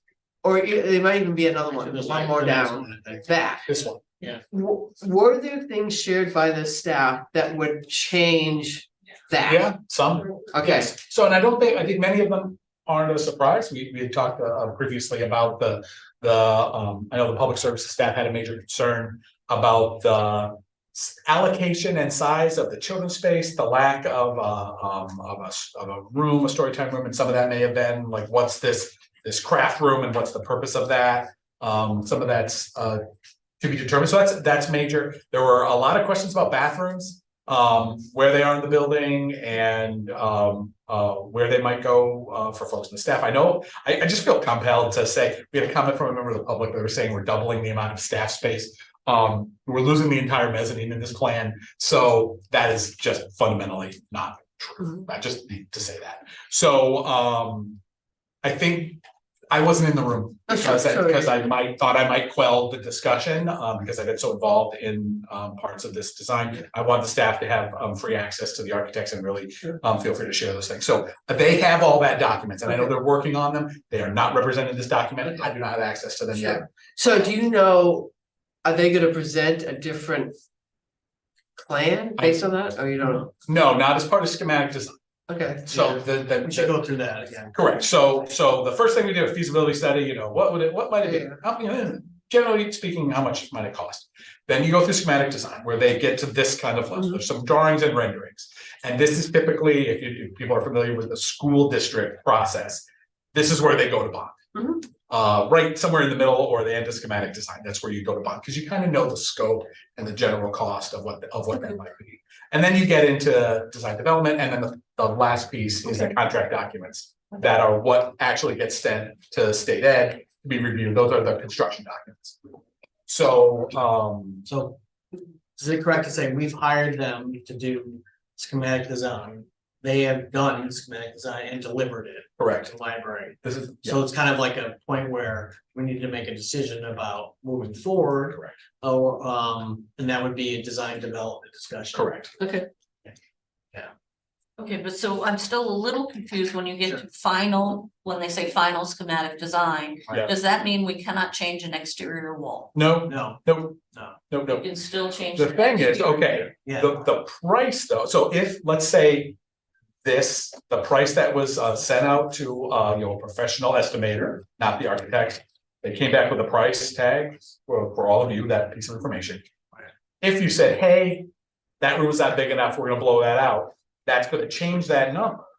And that's gonna be the complexity of that. So it's not that your hands are tied about the design, but it is getting to the point where when we're talking about overall scope of the project, moving walls around or changing, there are some fundamental parts. Moving interior walls is just moving shelves, like those things can be done easily. What about removing an entire room and making the whole thing smaller? That would be an important thing to know, and it might be, if that was under consideration by the board, I think it's an important discussion to have. If that's under consideration of the board, that's something the architects are gonna wanna know, and I think it might fundamentally impact the overall amount of the bond, and it may mean that we're not ready to. Yeah. On that point, yes, two questions. I see the rollers under this are bond amount and HVAC Yeah. options. So are we looking to determine or to weigh in on what we think a bond amount should be today, or? That's what our architects are looking at for us, in a traditional way that the process might move forward.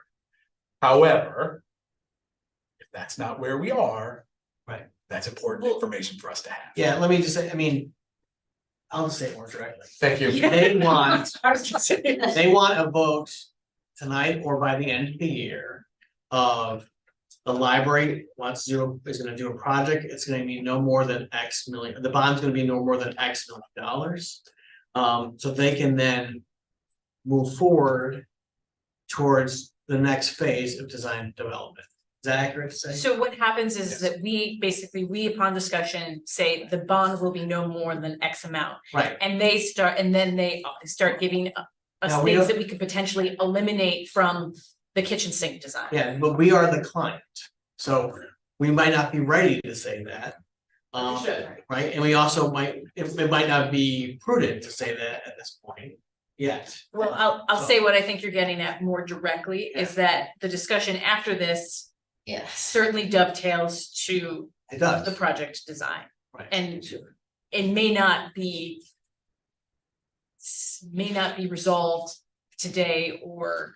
And remember, In several months. our architects were hired and the contracts were aimed at trying to get a bond in front of the public in May 2024. And so a lot of that's tied together, right? And if the fundamental conditions that the design was done under, it's certainly not too late to do any of that. But if you are considering changing some of the fundamental parameters, that's important information to have, and it may just mean that already incredibly tight timeline is. Right. And as long as the board understands that, it is very unlikely, if we're changing things to that fundamental level that we're gonna, and it will be anywhere in May of 20. Yeah, and right now, that's unlikely, I would say. Oh, right. And very ambitious right now. I think if we go to January, it's gone. The May is gone. Now, that has both positive and negatives. I've been one on like, let's get it done, let's get it done. I can see now, let's get it done right. The trumps when we get it done. So just, I mean, you know, I don't think we're ready. Yeah. The other driving force, I think that Jeff maybe was touching on, and correct me if it's wrong, there is a notification process in order for it to get on the ballot. Yeah. So that's what, what's his face, excuse me, I didn't say that, the CFO of the district, right? I forget his name, he was sitting right there, and having been on that end of it, is I think that in order to get it a public notification by X number of days, and therefore it has to be to get on the ballot, I think sometime in March, and that's why the number. Right. And the district, I think, depending on who we bond through and the whole thing about who owns the land, the school board has to vote. Correct. Too, so that So, those steps are built into a We can still process. make it, we can still make it. Yeah, we could, but But those steps are built in those deadlines. And seeker, so I Right, think seeker too. the state environmental quality review has several periods, several public comment periods in them. That just the timing is Super tight. Yeah, super tight. So just to be clear, there are 3 things that could bring down that 2024 timeline that are just, I mean, that we're looking at right away. Yeah, I think. One, just to Yeah. reiterate, one, seeker, Yeah. understanding that process has to be complete before a bond goes up. Correct. The second one is later on our agenda item, we have to figure out the parcel situation for the library. Yes. So that is the second thing that could get in the way. And the third thing that could get in the way is an overall board discussion of Scope of the project. scope of the project Right, and how that ties into other activities of the board. right, absolutely, right, yeah. So we can talk about this and talk about the options. That's one option. We can not talk about this and go back and look at everything and be prepared. Come talk either at another meeting or a meeting in January. So it would be helpful for me to see the number slide, you know, the size, I don't know if people are willing to move there, but because we know the design, but then there is this, we've seen that. You know, it's the current estimate on the size, That's for 38. you know, we don't need to, yeah, 38. cost this thing. Okay, Oh, yeah. so right now it's up at 35, and then we've paid for some of that. I'm sorry, say again? Isn't it we paid for some of that too? No, a little, Number just, Yeah, there's a not that design, much, Okay. you know, maybe, so. maybe. So, and then these are the value, the things that could influence the size of that, you know, up or down the 35. Yeah, up or down Up or HVAC down, options, right. right, so. And that's where the HVAC thing comes in. And So- to be clear for members of the public, that 35 encompasses the contingent, the built-in reserve. Correct. Yeah. Certainly, 35 is the total project cost, that's not necessarily what we would go out to bond. And that encompasses a reserve amount or. Right, we can draw it down, using other tools, draw it down. So depending on where the discussion is and like what the board wants to do, I do have a thought on the overall design, which would recoup significant savings, but I'm not sure, what are we doing now that we've seen the design, we've seen the cost. Like, what, have we decided to have a discussion tonight, or are we not, or are we? Well, I guess that's the first question.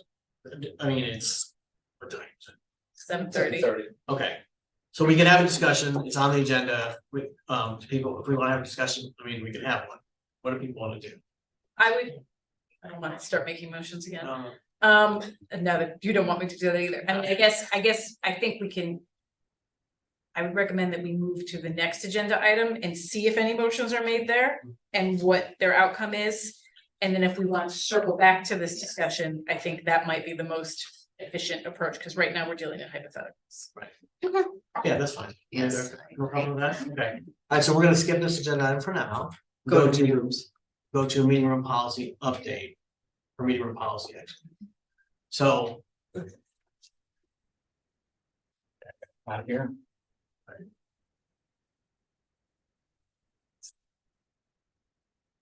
Do you want me to take, sorry? Yeah, go ahead, yeah. Just because as chair of the policy committee, we were charged at the special meeting to review the meeting room policy. We are currently trying to get a date for the committee to begin its work in December on that policy. We have significant feedback from the community. Tonight, we are also looking for any insights from the board.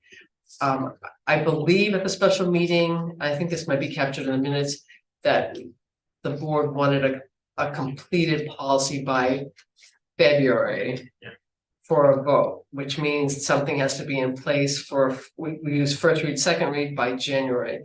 And I stated there, and I will restate, I think that's, we won't be able to make that because we have to both take all the feedback, craft the policy, get it vetted by an attorney. So the odds of us having a first read draft in January is just, we can't make that without doing due diligence. So Right, we the first know read that- and second read is not in the bylaws. Yeah, so it's gonna be, Wait, we're gonna push, we will do everything we can to get right on that policy. We want, we've taken community input, we want input from the board. But, so I'm gonna jump right in, just because I figured I could listen to other people's thoughts, but I'm just gonna go. Yeah, go ahead. So, I feel I have a very good understanding of policy. I've been a policy writer for a long time. But, so what I'm not gonna talk about specifics of the policy to start with. What I tried to frame the last few days and a lot of the discussions is, the question I tried to ask is, what is the recent program and meeting raised for me? What questions do I have, what thoughts, what ideas? Okay. So on a large scale, one of the things that's raised for me is, what is the role of trustees and staff in meetings that take place or that are booked or sponsored by external groups? So what has been in the past, but what I saw before is this past week, staff and trustees were placed in roles that I did not expect them to be in, and I don't think I would support them being in the future.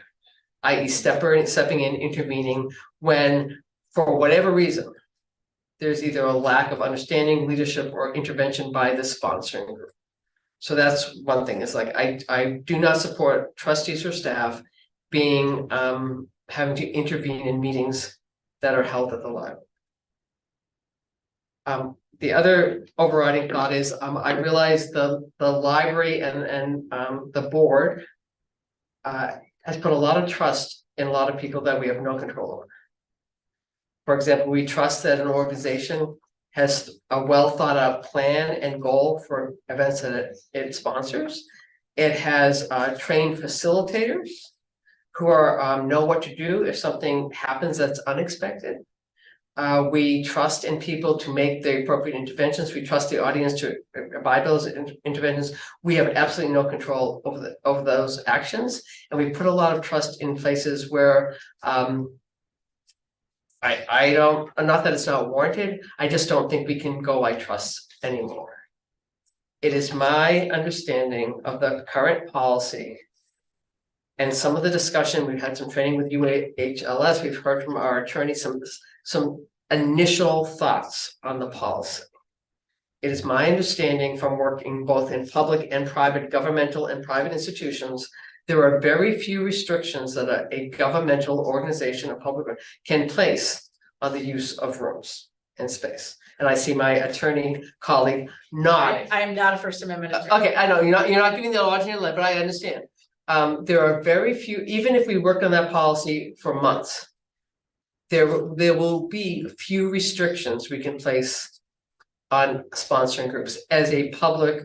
Doesn't matter if we're tax funded or paid or not, we're public, as trustees, we're public elected officials.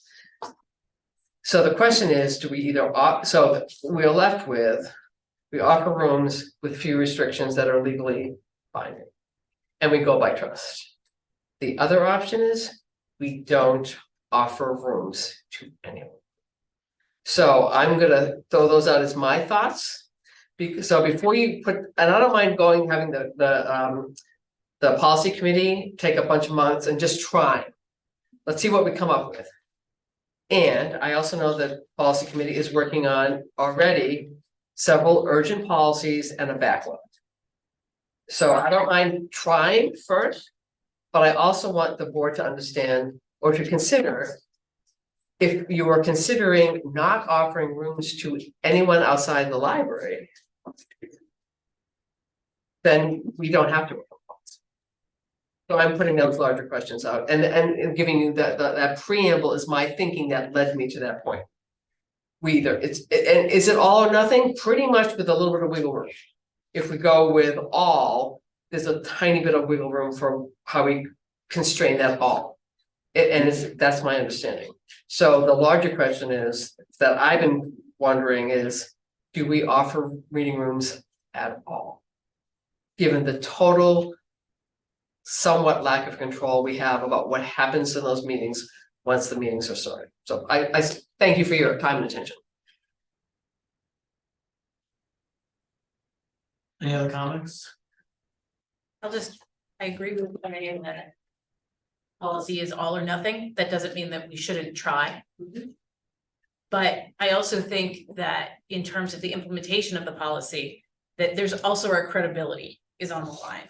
We stood behind the AHLA statement and we stood behind the First Amendment and we let something go forward.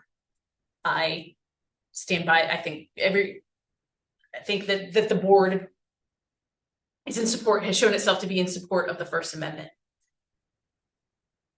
As I said earlier, that means that if anyone wants to have that room and have speech that all of us would disagree with, that I think for a matter of consistency, we would have to support that. We would have to support whatever comes at this point, we have to support. That is a horrible position for the library to be in.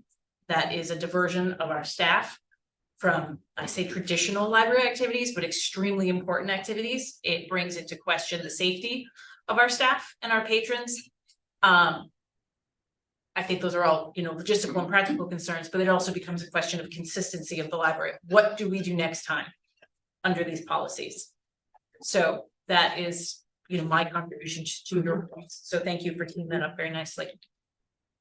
I will say, Lisa, if you're about to speak, I have particularly a hard time hearing you. Okay. So, I can hear you now. I'm also as a member of the policy committee, I think it's important for us to make an effort to look at our policies, because I do think providing community access to public space is part of our goal here. And, in a community that is as vibrant as this one and with limited other places in the community, including nothing next door, it feels to me like it's really incumbent upon us to struggle with this and try to figure out what we can do to make it better all the way around. And I agree with you that time frame is not going to work. I think you brought it up at the meeting last week, and I agreed with you then. And I know that it's going to take us a little while to work through this, and I think it's worth putting the time in to struggle with it and come up with something. And vet it through the attorneys in Upper Hudson and try. Because, as we talk about increasing the building space for community access, you might as well just throw those rooms away if you're gonna say you don't need to meet here. So. Well, that's why I'm glad Caroline said, let's go back to that discussion, because I do have a thought on that design. Should the board go in the direction of, we don't want this. Right. Yeah. Because, so let's hear from everyone. Yeah. So, I don't know, Michelle, or I have some comments, but I'm deferring to Michelle or Sarah. Do you have any comments? Well, I was gonna say that, I agree with Charmaine's comments about all or nothing, and I am strongly against the nothing option. I think as a library and with open meetings, we need to continue to encourage free speech. As long as it's with mutual respect, especially with those that we disagree the most. However, I do think library staff can't be expected to police controversy. Then again, we could have skills in place, at the meeting the other night, I was thinking, why didn't someone shut off the lights, turn off the mics? Immediately do something visual and that way to really stop and break up what was happening. I wouldn't want library staff to ever be in danger either, but I think maybe some, as Upper Hudson helped us the other day with their training, things like if anything gets us ruling, we're going to take a recess, those kinds of things help us then control a little bit of behavior. So I think that there could possibly be a way to help in that respect, but I do not want to stop community meetings. I want the Girl Scouts to still come and the garden club, and I definitely want there to be community meetings, and yes, even from those political parties that we might not agree with, whatever. But yeah, I don't want to limit it just because we had this one bad experience. I wanted to ask a question about how many outside groups use the room for meetings such as this? And I guess what I mean by that is okay, so my Boy Scout troop signs out the meeting room and we come and do something, and that's what you're talking about. But this was a meeting put on for the public to attend, which is a different kind of thing. And I know the Bethlehem Historical Association does it, but we are working in a partnership with them, is my understanding. Because that's a partnership with the Right. library. These are programs the library is effectively. Right, and so the information we got from the lawyers with option 3 and option 4, if other people read through it, it seems to me for most of the events we have, those 2 options actually would allow them to go forward. Because a library user could check out the room for the Boy Scouts. Other people aren't trying to come to that Boy Scout meeting, do you know what I mean? And if most of our public programming is either ours or already in conjunction with groups like this, or I'm just wondering how many other groups put on public events like this one was. Do you know what I mean? I don't think we track that, but I might be able to put something. Just a guesstimate, sort of. I'm not sure that was a public event. I thought it was a meeting of the group and they happened to have a speaker. No, it was. I think The policy says. You can't restrict They'll be people. open to the public. Yeah. Right. Yeah. So every meeting's a public meeting. So everyone. Right, But you're right, no one wants to come to the Boy Scouts. Right, and no, but they're not advertising it as such, whereas this was That's true. Yeah. One of the significant challenges in this particular meeting was an issue of timing. It was, There was 4 days in between right.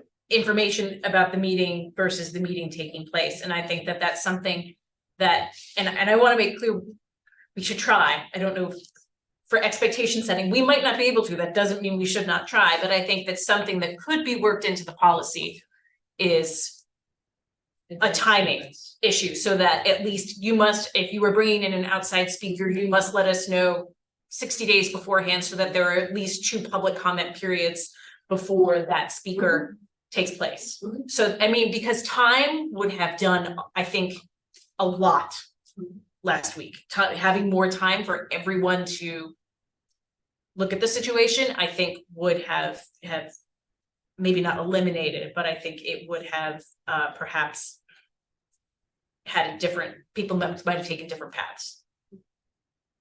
Yeah, I see it kind of both ways, actually.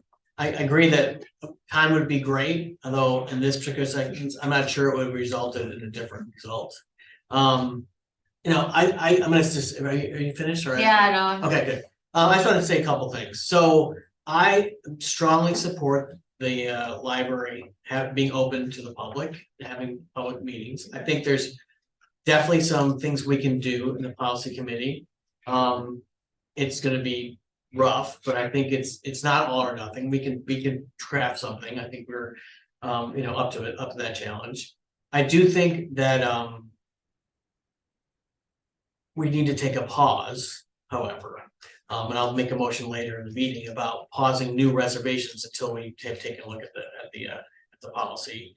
And I also think that we need to say publicly, we are filling a void in this town, which may be better filled by other people.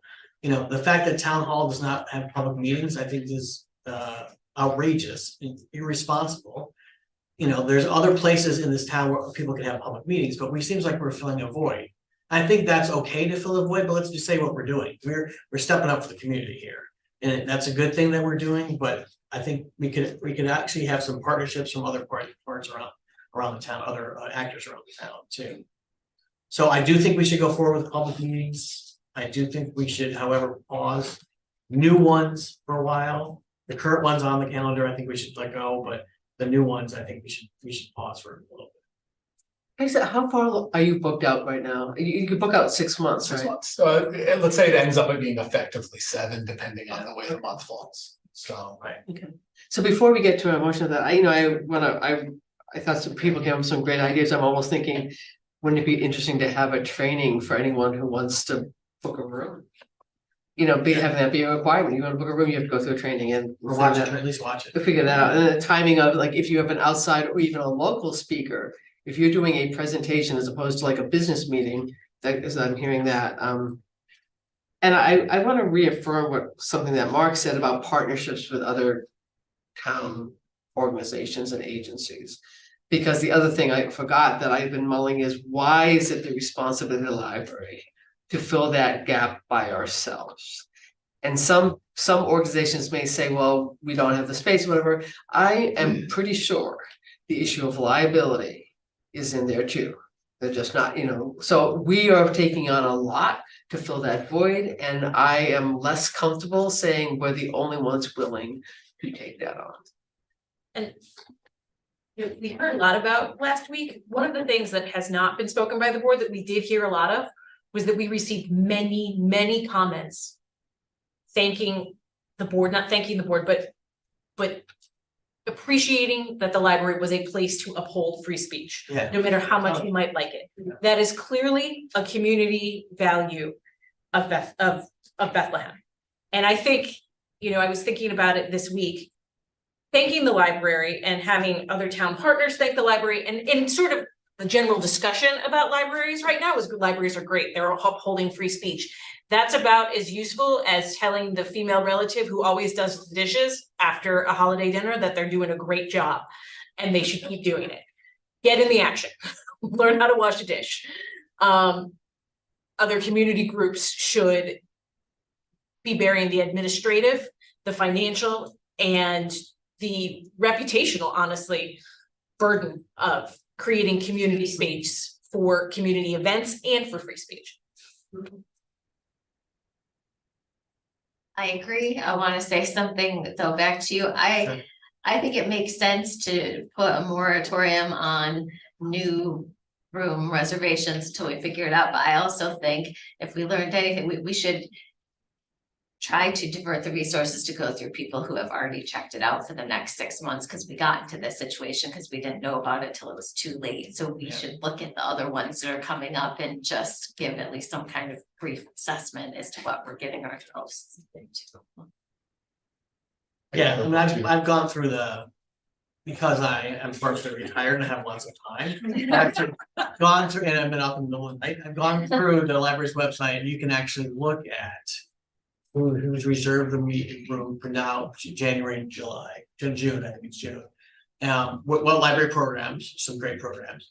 And then if you click a certain button, you can look at who's reserved as of now. You have to really hunt for it. Well, we don't, because we're not advertising. Not here to advertise. Right, I don't mean that negatively. No, I got you. You have to hit the certain click. I can show you like a button that clicks and then they pop up. So there are some, there's definitely some groups, which is good. There's a lot of Boy Scouts, HOAs, those type of things, which are, you never know, but it seems like heartless, but so yeah, there's just, there's action there going.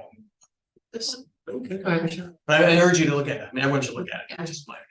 Go ahead, Rochelle. My only concern with having a moratorium on new meetings is that then we have groups like the Progress Club. I believe they do a meeting every single month, and then they call you at the 6-month mark to do their next 6 months of meeting. Well, agreed, there's nowhere else in town for them to have their meeting, so we're kind of shutting people out. I was just thinking 2 months or 3 months, so that really within the 6-month period, so people can do that. Oh, I see. Yeah. When would that 2 months start? We may have said that, but. Yeah, well, I mean, I can do the motion now. Well, I'm just curious, just before you. In my mind, that we would start that on January 1, or actually today. That's today. If you're gonna do it. Today, and it would last 2 or 3 months. I think probably 3 months, because I think that's gonna take us a while to get the policy. And then that moratorium would end. People could then, and I would hopefully, I would think that when people reserve the room after the moratorium, there'd be an expectation, or there'd be like more information provided to the group. Maybe notification to the board who reserved, but also here's the policies affected, here's our expectations of the library. And you know, and then the notification to the board of who's reserved the room, not for anything to do with it, just notification. So as I understand, it's basically pausing it so the policy can be revised. Or can be at least looked at to be reversed. Yes, yeah, I don't mean to, and the current groups can go forward. Everything that's in the queue now, it's already reserved, that goes forward, it's just new people. Oh, new people. Just new people. Okay. The current reservations that are that are on the calendar go forward. Okay. We just paused new ones for 3 minutes. And Michelle, I appreciate the point that it would be removing potentially for some community groups, the opportunity to reserve and the opportunity to use rooms. And that is unfortunate. It is also perhaps something that will send a message to our community partners that this is something that is extremely valuable and that everyone, again, I'll just go back to the point that the library should not be bearing that burden alone. So any other discussion on the meeting room? I mean, clearly the policy is gonna be trying to get something in December. I think everyone's done doodle call right now. I think, so we're trying to get that going. But is there any other discussion generally about the policy, the meeting room policy or the other policies that board members want to participate in at this point? Not about the specific policy, but representing the policy committee. Okay. Is if we pick this one up, and that's fine, but we are in the middle of. It's what is it? I can't, there's gifts and then there's the naming opportunities, naming ops. We might be able to continue with naming ops while we do this, but you have to understand that there will be, something's gonna have to come off. So if the board so directs, and I'm fine with that, I think, policy committee meeting, that we pause, work on those and move full steam with this, that's okay, we'll try to balance it, but the speed and number of policies that have been up for board review in the past, or the last year, I'd say, will slow down only because the working policy committee is going to be diverted a little bit. Is that fair, committee members? I just want people to know. Yeah. And if the board directs it, so be it. But I just want them to know that. I think the board already directed it at the meeting. Yeah. But the impact is, there'll be a bit of a ripple effect, and I don't want people saying, what happened to the naming ops? Or what happened to this? It's like this because we were directed by the board to, I won't say pause work, but to put full attention to this, and we're willing to do that, I believe. But we do meet once a month, we can try, and Jeff and I and Jen Crawford and the attorneys work in between, there will be a limit of what else we can clear. Yeah. Okay. All right, so I'm gonna make a motion. Any other discussion? I'm gonna make a motion that the meeting room reservations for new people. Just new reservations. Or just, okay, so new reservations are paused for the period starting today for a 3-month period. And then with the intention that that pause would end. Or I mean, that's really, it's not really artfully how I said it, but if you're concerned about, if the bill comes back and there's a policy in place, the board can take action at that time to. Sorry, and I know that I'm not doing a good job of following the motion process, but I would add to that, Mark, with the possibility of renewal. Yeah, so that's, I kind of made it like, it's a one, the motion is for 3 months. It can be renewed, it can be modified, whatever. I think it's doing, like, let's get it in place. And the 3 months will give us the January meeting and the February meeting. I'm not sure it's gonna give us the March meeting. Let's just make it to the March meeting. Right, so we're make it to the day after the March meeting, yes, let's do it that. I don't know. So the goal would be to potentially, at least having some feedback, but potentially the best case scenario is a first read in February, second read in March. Right. Potentially, if that's. Yeah, I'm not sure, yeah. Okay. Yes, so let's do it, I'll do the motion, I'll try to say it more artfully. So pause on new reservations between today and the day after the March 2024 meeting. Second that. Okay, any further discussion on that? All those in favor signify by saying aye. I see no opposition, that motion is carried. And just to clarify, existing reservations are in place. That's correct. Okay, yeah. We'll see reservation. Okay, so do we want to go back to the building, or do you want to, or do you want to keep going and then the other new business go back? I mean, we are getting in time. Fine. Let's keep going. Okay, Yes, I agree. okay. Prepaid healthcare fees. Change the subject. I mean, I'm sorry, this is the most exciting. So without the building discussion, we're bumping that to next meeting. No, I'm just saying, we're just gonna go to the end of new business and then bring up. Got it, thank you, I missed that part. Okay, So every year, there are certain healthcare fees with our healthcare broker that have to be prepaid. It's a short, I don't get invoiced because open enrollment. It just ended and I don't have an invoice to put in front of you, but I need to pay it before the end of the year. So that healthcare stuff is in place, like flexible spending accounts and retiree health insurance. So I am asking that someone motion a resolution for fees not to exceed $18,000, which gives us actually a couple $1,000s in padding for what we actually expect the fee to be, so that so we can get that bill paid off cycle, so that we can have all the healthcare stuff start on January 1st, because by the time I get an invoice, it'll be already the January meeting, it'll be past January meeting, in the new year, so. So moved. Second. any discussion? All those in favor, signify by raising your hand, saying aye. See no opposition, so carries. Patron point presentation. Given the building project and that this ties into the building project, maybe it would be my recommendation that we table this until next month. Given that it ties so closely, I mean, there's a lot of benefits. Yeah. It ties closely into the marketing plan, and if the whole building plan is under discussion, it may not be time to discuss it, something just. Okay. We're okay with tabling that? Yeah. Other new business, Sorry, invoice. I do have to have them. So, And I move we buy a new boiler as soon as possible. I need to hire an architect because SED is involved in that. So, it's very here. It looks so innocent, boiler. No, Yeah. it's pretty old. It's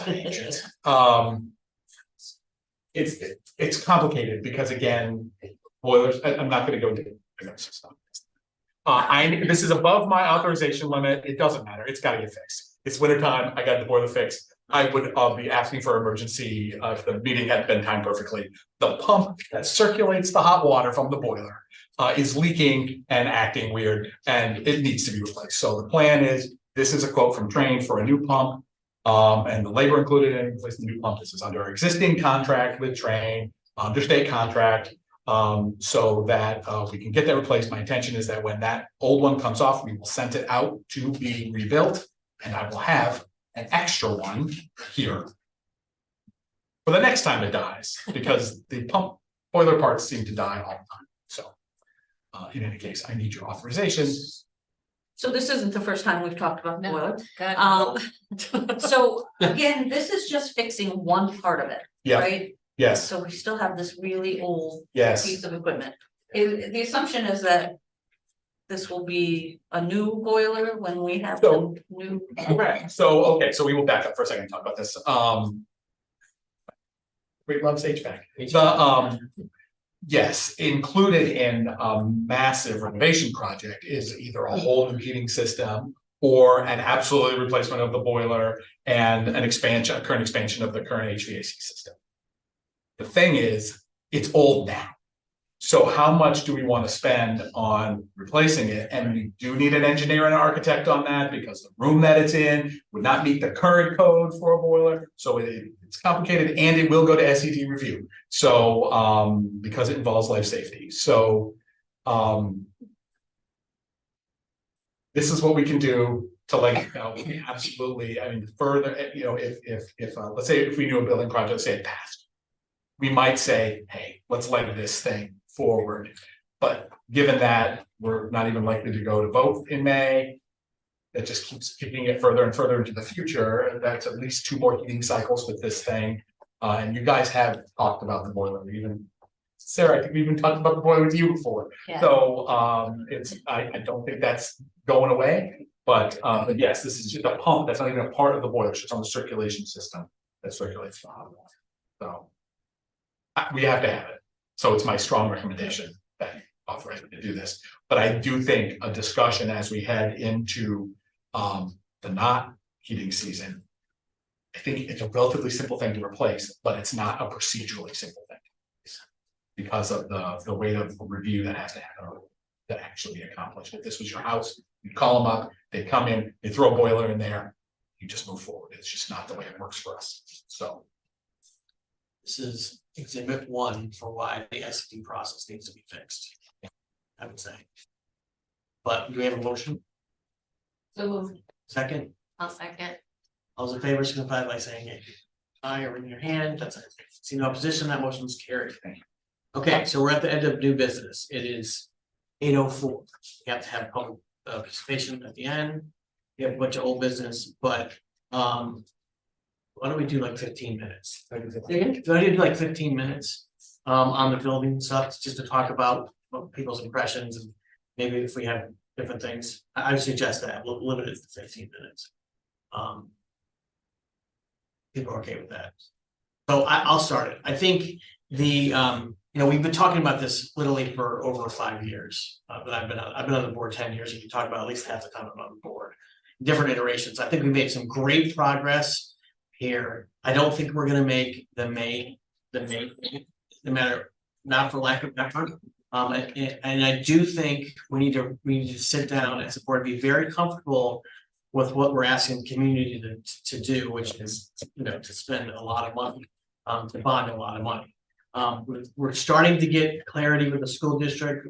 We don't have that yet, so looks like we're gonna go with them on that. We can talk about that later, but I don't think we should do this lightly. I think we should. And I'm not happy actually with the checklist that the architect did. I think there needs to be more items on it. I think my thought is we should try to get the bond size to between 25 and 30 million. I would go 30 million at the most. The project size, which I think we may be there, but maybe a little bit over. So if we're gonna ask for the community to spend $30 million, I think everyone on this board should be really comfortable with what we're doing and what we're asking. And if we have to use more time to do that, I think it's worth using more time. That's what I think. So if we didn't do the May date, what are you thinking would be the next? You do it in the fall. We do it probably in the fall. If we can make the fall. Yeah, and that's, since I've been talking about this for 5 years, I would love to do it tomorrow, but we're not ready. And it's more important to me to do it right. So if we try in the fall, if we couldn't make the fall, we'd roll into the next day. Would we say fall, do we mean election day, November 2024, or do we mean October? Okay. Oftentimes it would be like, so you wanna place a bond, so people don't say you're doing it when the weather's so crummy, we couldn't get out and vote. So October is oftentimes a good time. I think there's pluses and minuses. Yeah, I was originally fully opposed. Yeah, pluses and minuses. By taking it off, and I'm not sure, I would go either way, I would go with a little board. By not having it on the May ballot, the district will have a budget up, the district will have a budget up, the district will have a bus proposal. And then you've got the candidates. There are already 3 financial things on there, sometimes the 4th. People would start thinking about what way I wrote down. It'd be interesting to know, do you know that the district's gonna bond in the fall? They haven't, I asked them and I got a non-answer. It'd be interesting to know if they're gonna run a bond vote anyway. I would love to know. Yeah, and then the other thing is, I would be looking for the library to start giving us estimates of what is the total amount that could be used in either, from our funds, whether it's capital improvement or whatever. Fund balance that could be used to draw that number down. So I start looking for that a range of numbers there, because that will also draw down the total amount of the bond. The bond that's going to be voted for the public, so.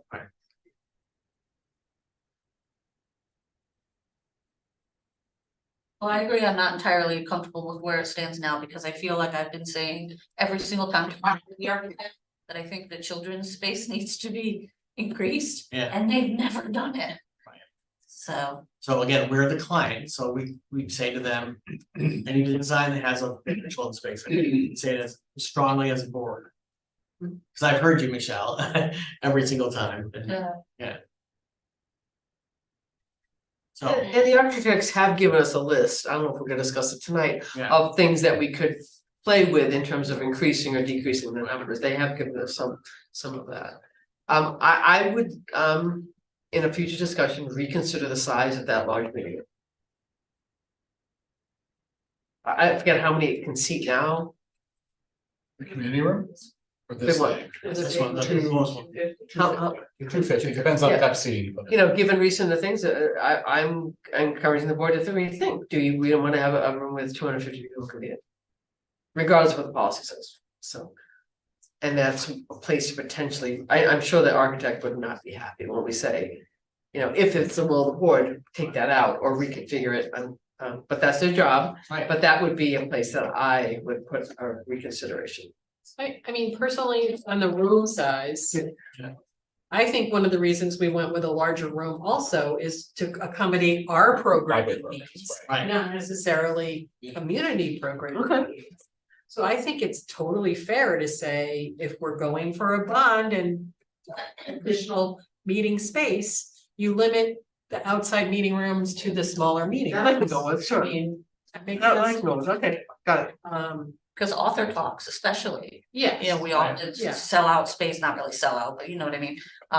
The space gets booked up right away and we could house a lot more people who could have access to author talks. which is- Well, Yeah. and Christine's not in the room, but I feel obligated to say, you know, a February break week children's program. You know, we frequently have to turn people away, we will do 2 sessions of it, we'll try to. People, so that's, you know, there's definitely a need for us for more program space, I think the librarians would. The public services staff would 100%. Advocate. I could go with that, we should keep that in mind in terms of that, you know, but then again, part of it is. If we're going on to a bond in the public and say, well, you'll have access to some rooms, but not, but that would be a good resolution, I could go with that. To reiterate the point that you made earlier, Jeff, the staff space is being increased, but it is not being doubled. It is in no way. Because people don't, there's a second floor, and that's where the staff are. But people don't even recognize. They don't know that, right? So it's not on this drawing, so it just. It's a very dungeon-like. It is a very. Not a family second floor. You know, Jeff, considering that this is gonna be on the, I assume, excuse me, as I talk a lot, my voice starts going. The January meeting, it'd be interesting to. To think about who should the architect should be back, I mean, will they have processed the when I- staff feedback so- by then and? We're headed where I think I'm here. Absolutely, probably not just me, but you know, some segment of us need to be meeting directly with Suzanne from the architect's firm and explain exactly what we're looking for. Okay. Because it is a major reroute of the direction of the project. And that's fine, that's important, but it's, yeah, so we just. Yeah, absolutely, she should be meeting with you, there's gonna be more working sessions and meetings with you. If we're scraping schematic back a little bit, we don't go all the way to the bat, and I wanna reemphasize that the process that we've gone through for schematic design has been important. We've learned a lot of things that we needed to know, no matter what the project. Eventually, whatever project it is, and there are things that just have to be done to the building. I hate to keep talking about asbestos, but it exists, right? So the things that we have to be done, and we've learned things about the building that we needed to know. So, not wasted effort or time. And I think, you know, with that, we'll have to talk with them and how they would recommend that we move forward as well, so. And do you feel like Sherry or your staff would be ready starting in January saying, if we pulled from here, this is the amount we would have? If I we can pull- tell you right now. Well, okay, that's the that's next discussion, like, this is the maximum, this is the range, what that would be, so that, I think by January, I'd like to hear that starting rolled and regularly into the discussion. And the other thing is, as time goes on, we're likely, the fund that we have available to support this is likely to grow. Right, so, good. Right. Thank you.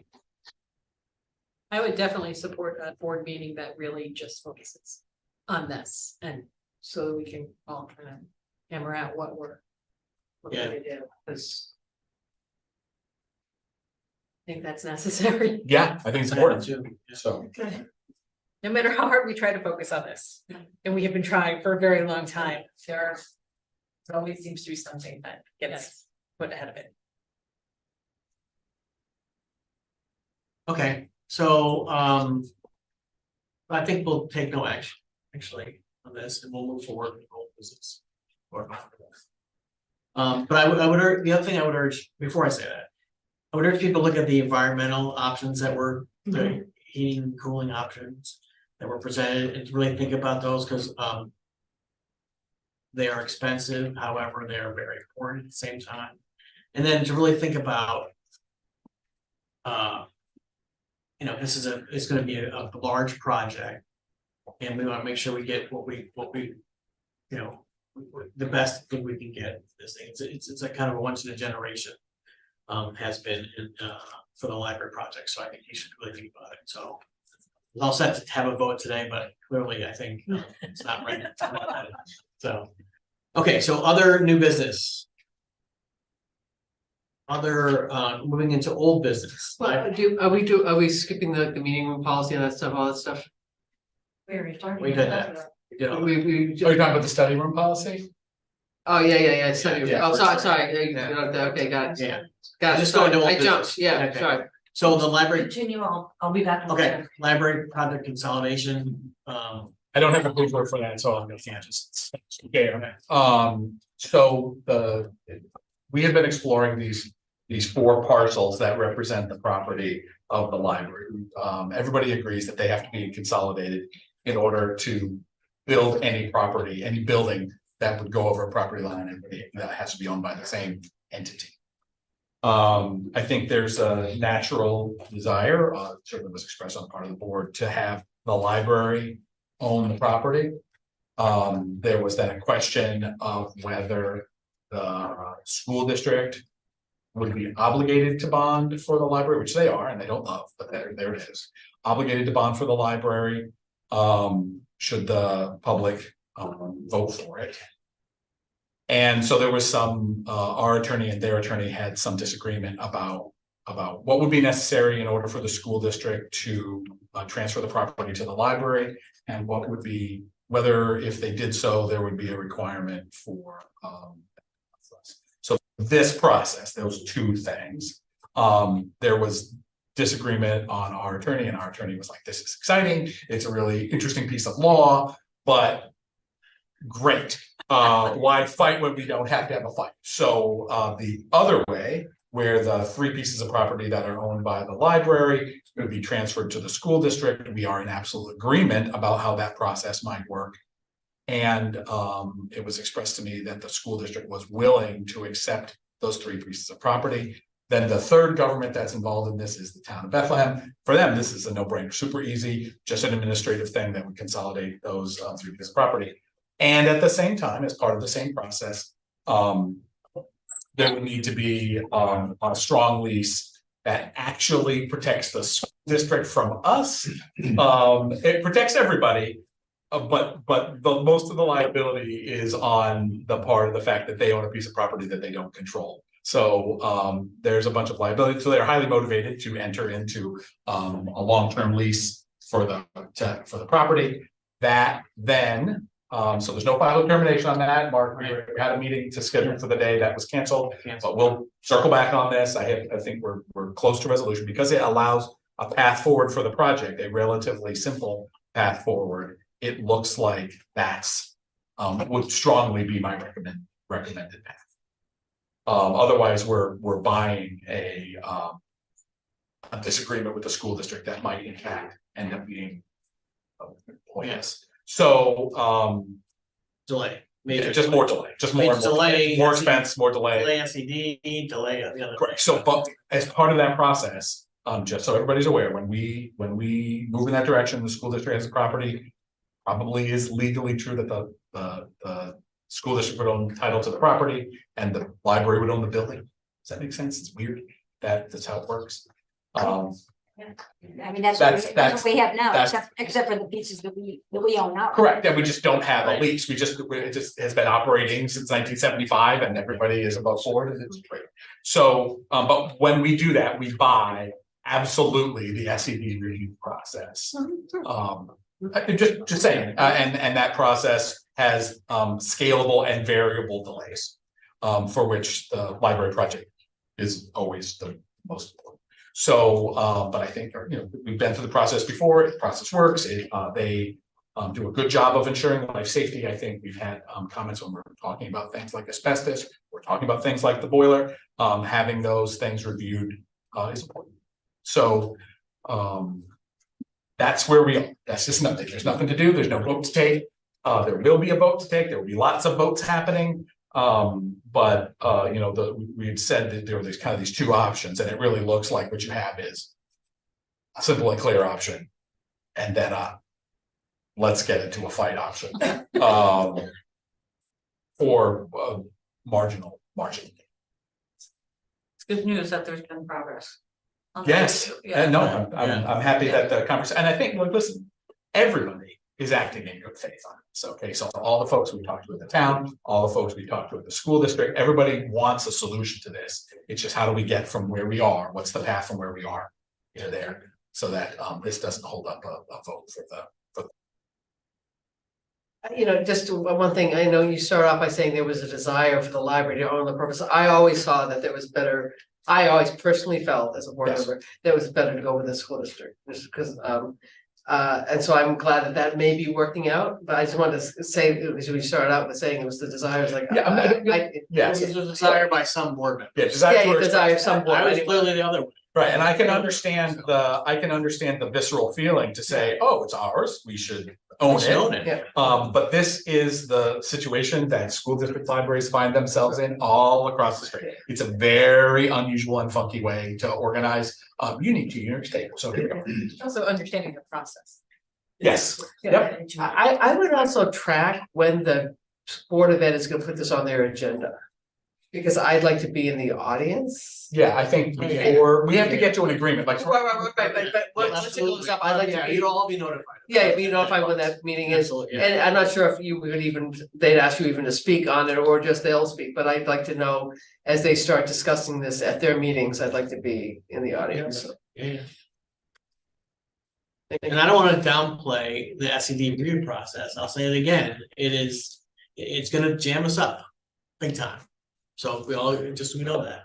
And it does, we're a library, a small library in their view. So our order of importance may be lower than other things. And it complicates the Upper Hudson grant process, as you know, Lisa, serving on that committee. It's not impossible. It just makes the amount of the timing. Whereas other libraries can just say, hey, I'm gonna get a guy, give me a quote, I'd like to get half of this money back possibly, and if it's voted in, great. For us, it's not impossible. It's just, there's a lot more to that process for us with SED in there, because SED approval has to be final before the money can be released for the upper. So it's just something to be aware of. Okay, study room policies, first read, fine. I think this is a short one. Yeah. I don't think the committee, I'm not sure we made any revision.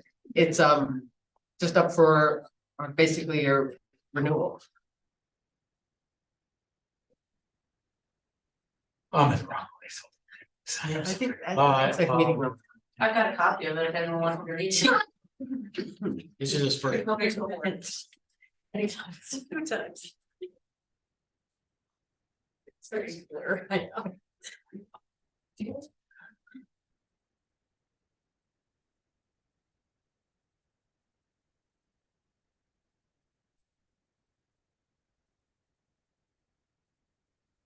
Oh, so this might be a track change version, okay. So the crossed out is things well taking out, and I guess the highlight text is,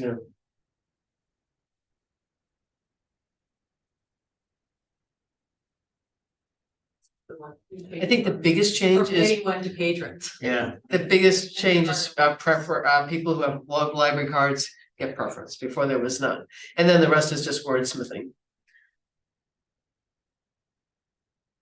Yep, small note to make sure that we're capitalizing library. Thank you. Great, that'll come up again next month for adoption. So this is proof for first read. I'm trying to forget, do we do a motion for first read or no? No. Just say, okay, so it'll go on for second read. The next meeting, thank you.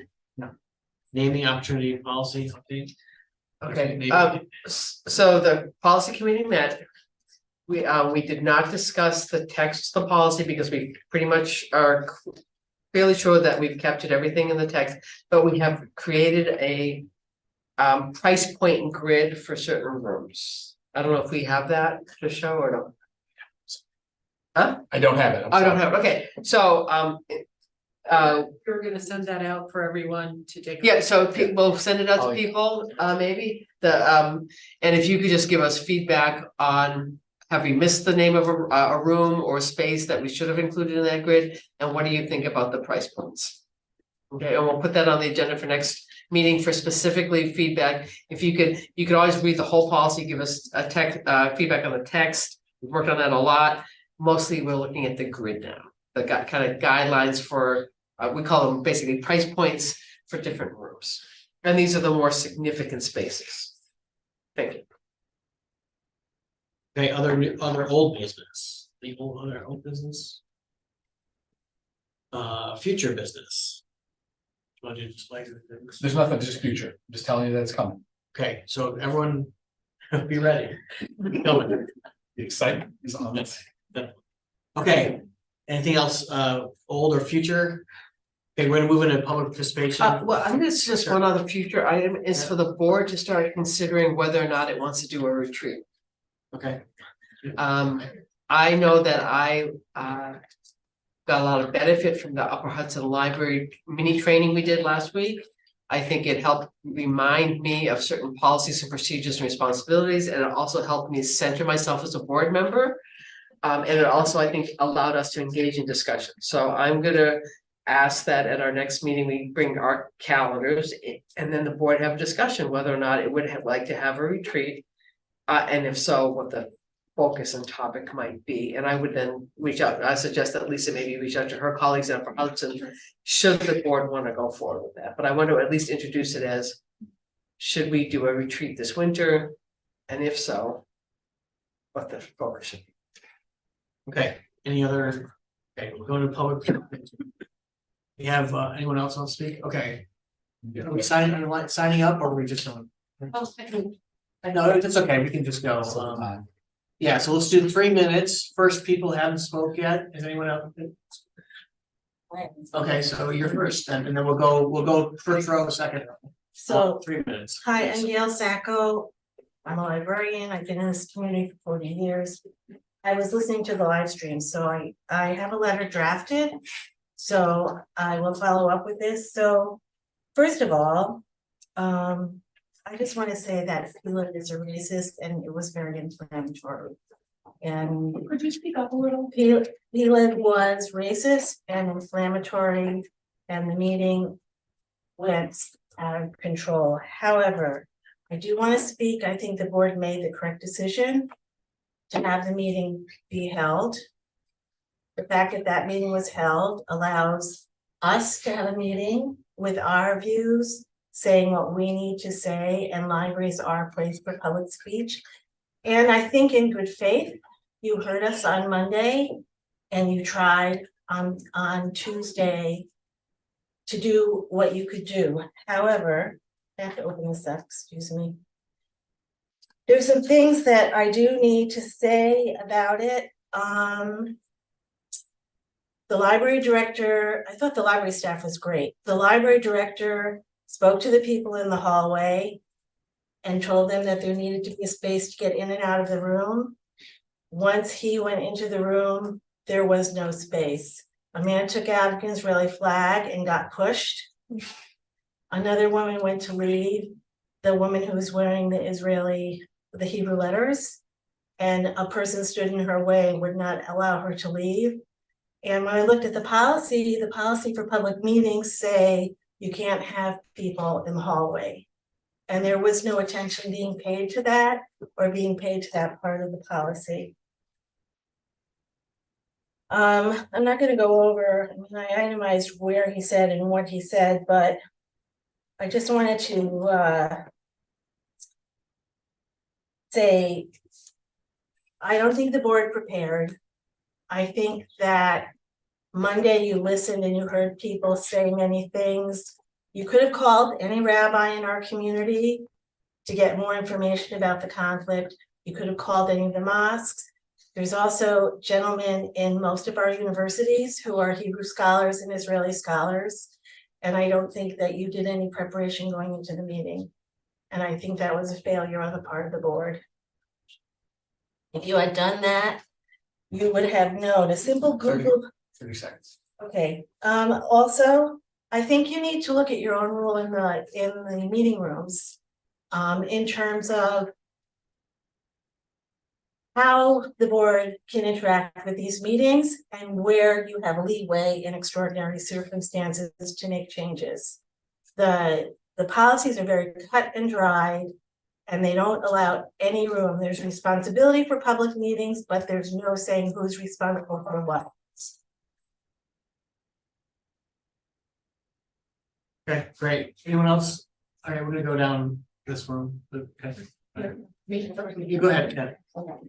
Right, so that's what I was gonna say earlier, hopefully I can finish this time.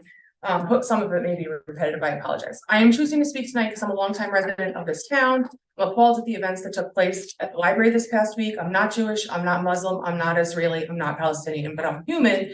And watching the pain inflicted on the Jewish members of this community should be enough to upset anyone. I attended last week's meeting as well as the event, I already said that. And I watched very carefully what the board said. And one of the resolutions that was put forth was the board directs that an executive member of the Bethlehem Public Library be present for the event to ensure that the patron conduct policy be followed. And if it's not, that the event be terminated.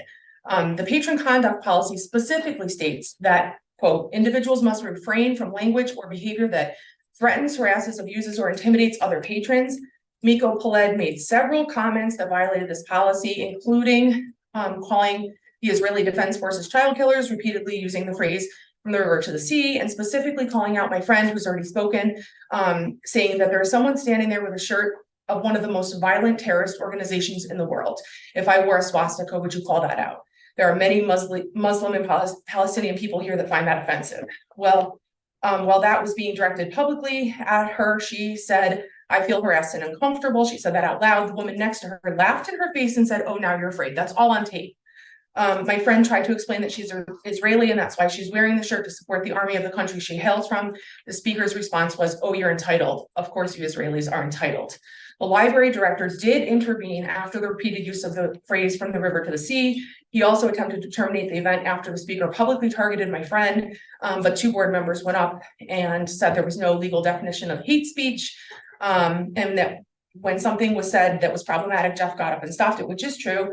And I understand that there are things that other people have said that people may take issue with, and you can communicate that to the library board. Once the information is communicated to us, the library staff and board will consider it and determine how it fits into policies. We're not the arbiters of free speech, but we are the library board and can consider your thoughts once they are communicated to us. In the interest of free speech, we ask you to allow everyone to use their First Amendment rights. That's a direct quote. You can watch the tape. My friend was clearly communicating in the moment how his comments were directed at her in a public forum, made her feel harassed and intimidated, which is a blatant violation of the policy, and yet the event was allowed to proceed despite the board's unanimously approved resolution, which stated the event would be stopped if the speaker violated the patron conduct policy. Thank you.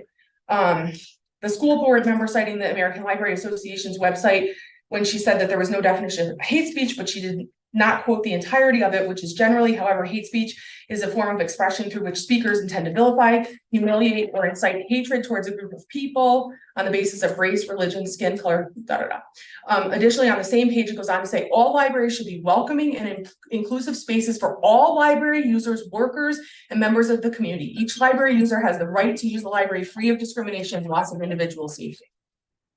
Thank you.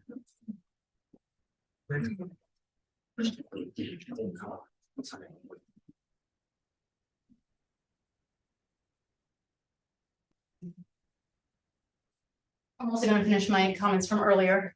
So I wanted to again share this on behalf of a few other people. This is Laura's account of the area outside of the room. That was obviously the main room.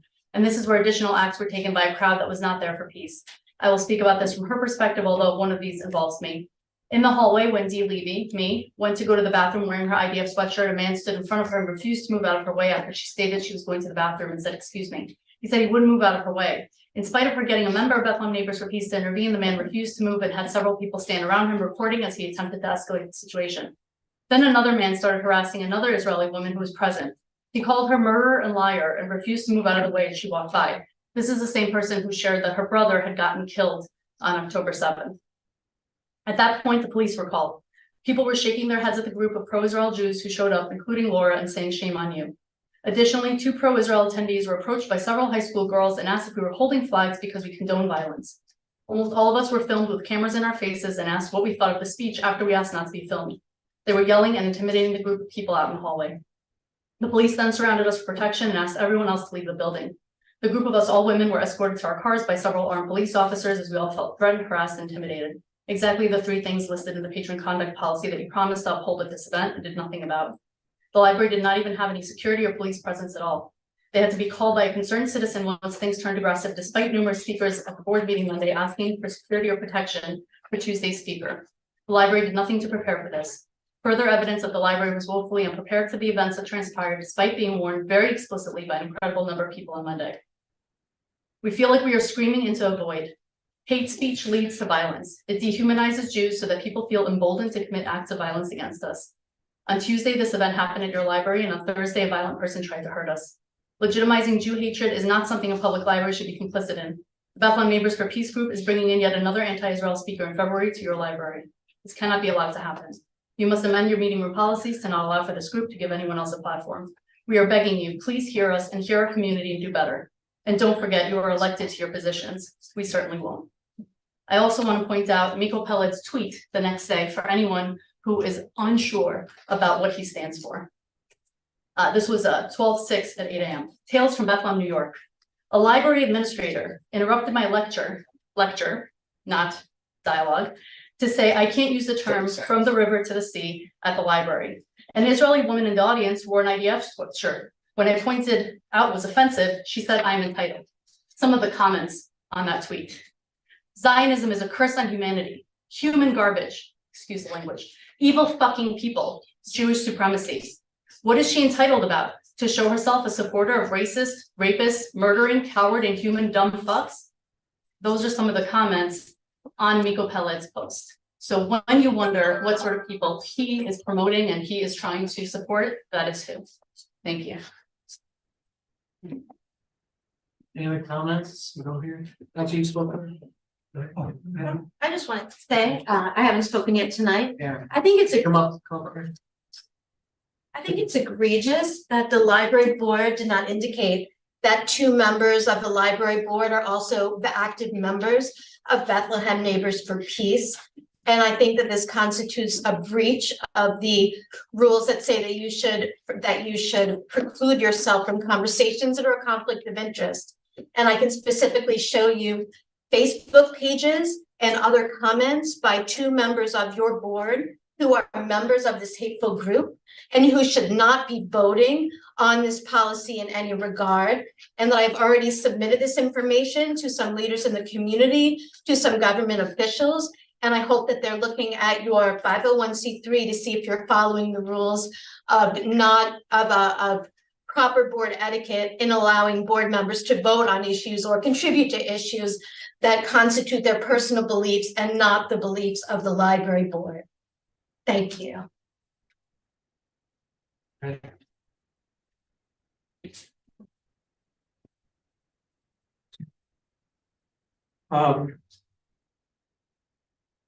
a difficult meeting, difficult situation, and I understand the difficulties of some of the speakers who we've already heard, and I sympathize with what you say. But I'm still the contrarian, I'm sorry to say. Free speech is difficult and needs to be defended. One of the board members during the discussion tonight mentioned that few restrictions can be placed on speakers at public meetings, and I think that is true. That is the consequence of freedom of speech that is guaranteed to us. Sometimes hateful, sometimes difficult things are said. Yet at the same time that we're talking about the need to defend freedom of speech, we've also getting contrary views, that restrictions need to be placed. In fact, that's what happened last Tuesday night. The speaker was cut off at what I saw as not an appropriate point. And I think that had the effect of pushing the meeting off the rails. And some of the bad things that happened, I think, were a consequence of that situation. I believe that the board needs to continue making its meeting rooms available to community groups consistent with its present policy. There are going to be uncomfortable viewpoints, but they should not be silenced. They should be welcomed. The library is an essential Bethlehem institution and needs to continue providing space for these type of events. I do think, though, that clarification is needed not just on the meeting policy, but also on the patron conduct policy.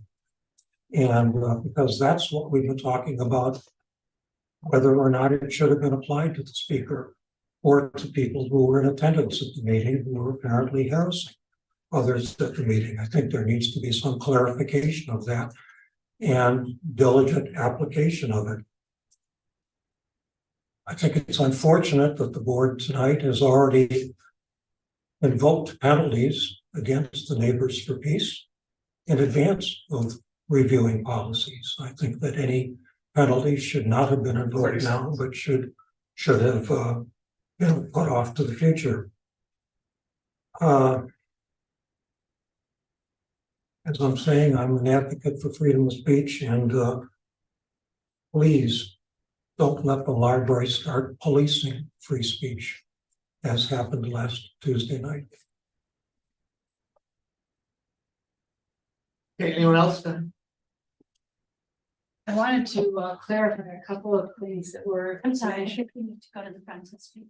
I prefer to stand here. I'm sorry, I wasn't. To get on video, you should. I don't need to be on the video. Okay.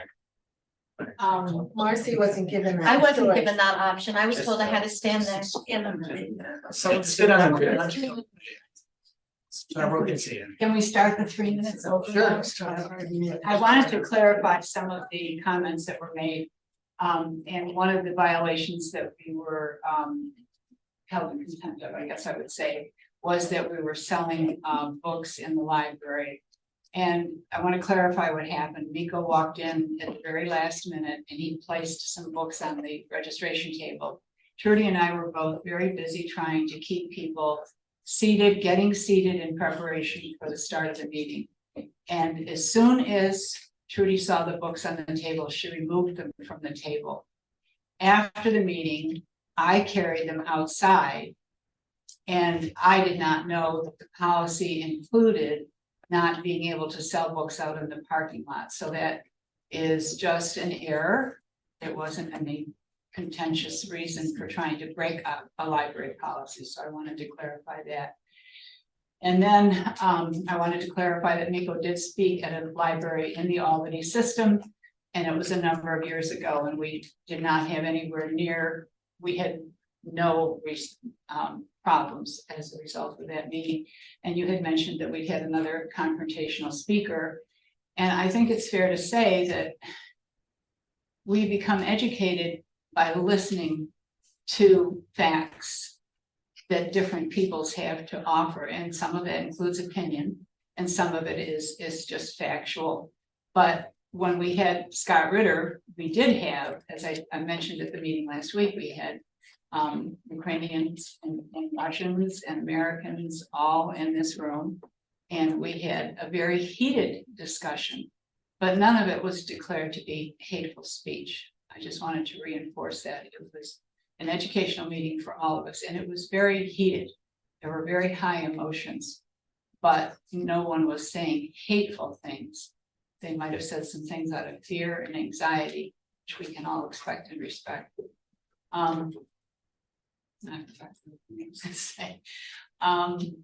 Anyway, we have been having meetings here for 20 years and we've had meetings covering every topic that you can imagine. And when we're talking about the anti-gun lobbies, and trying to protect people. You know, we have not had people show up who were interested in preserving the rights of everybody to carry a gun, no matter what. So we've had a lot of meetings that were, in fact, you might say confrontational, but they weren't. They were really educational, and they're just expanding what we know, what we feel about these things, and how can we learn from them, and how can we move forward.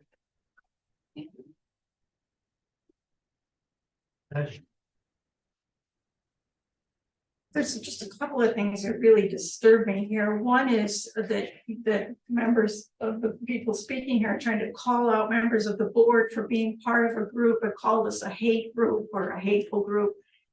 And I think that our record is clear. It's all on our website. We don't support hate groups. The speaker we're having in February is going to be talking about sanctions. And I think, you know, the words you're using, what you're really trying to do is shut down any discussion about war. And if we can't discuss why Israel is bombing Palestine today, then we don't have democracy in this country. If we can't have a free discussion of current events, there's something wrong.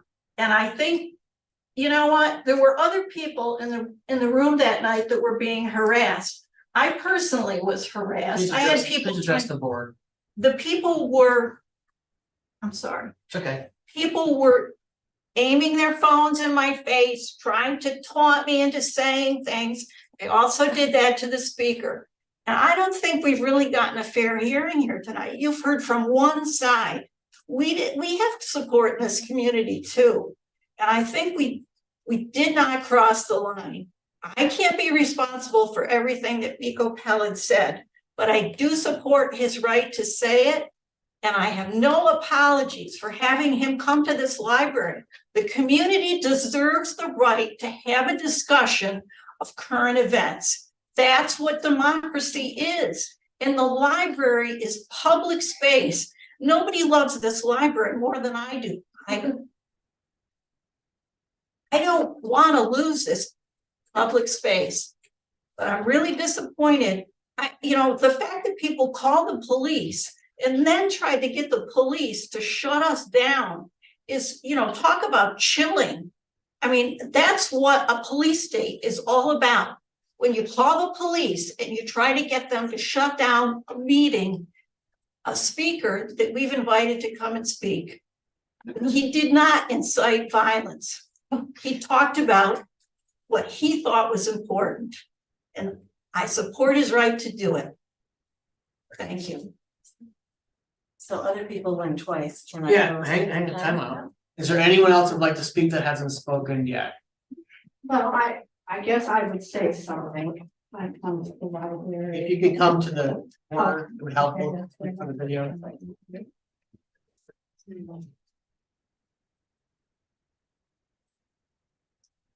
I'm one who never says anything.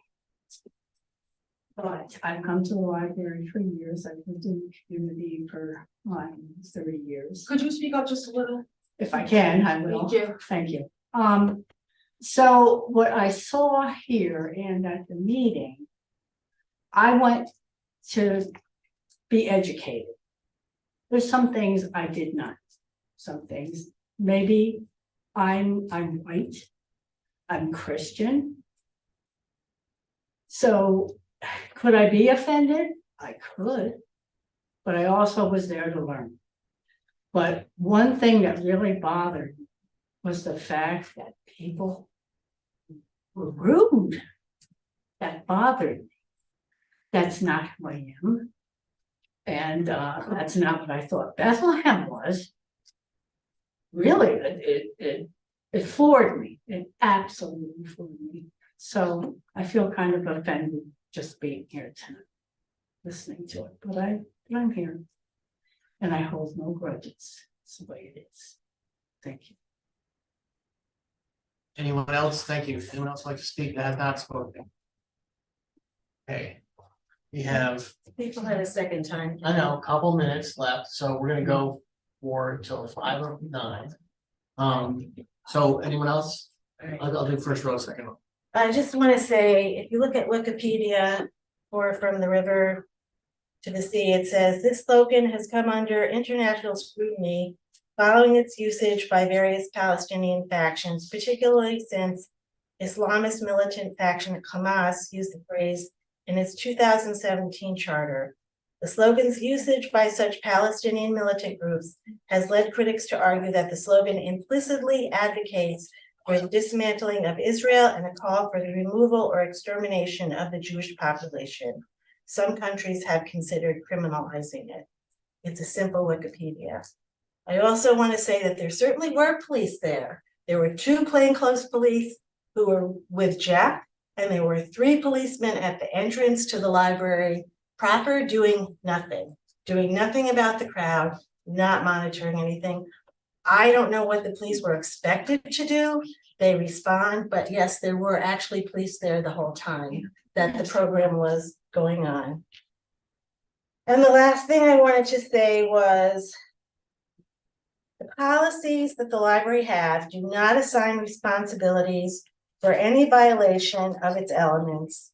It also creates a division between the library abilities and the organization's abilities. In this case, for example, live streaming the program would have allowed the hallway crowd to disperse, although I was told that that's only happened with library programs.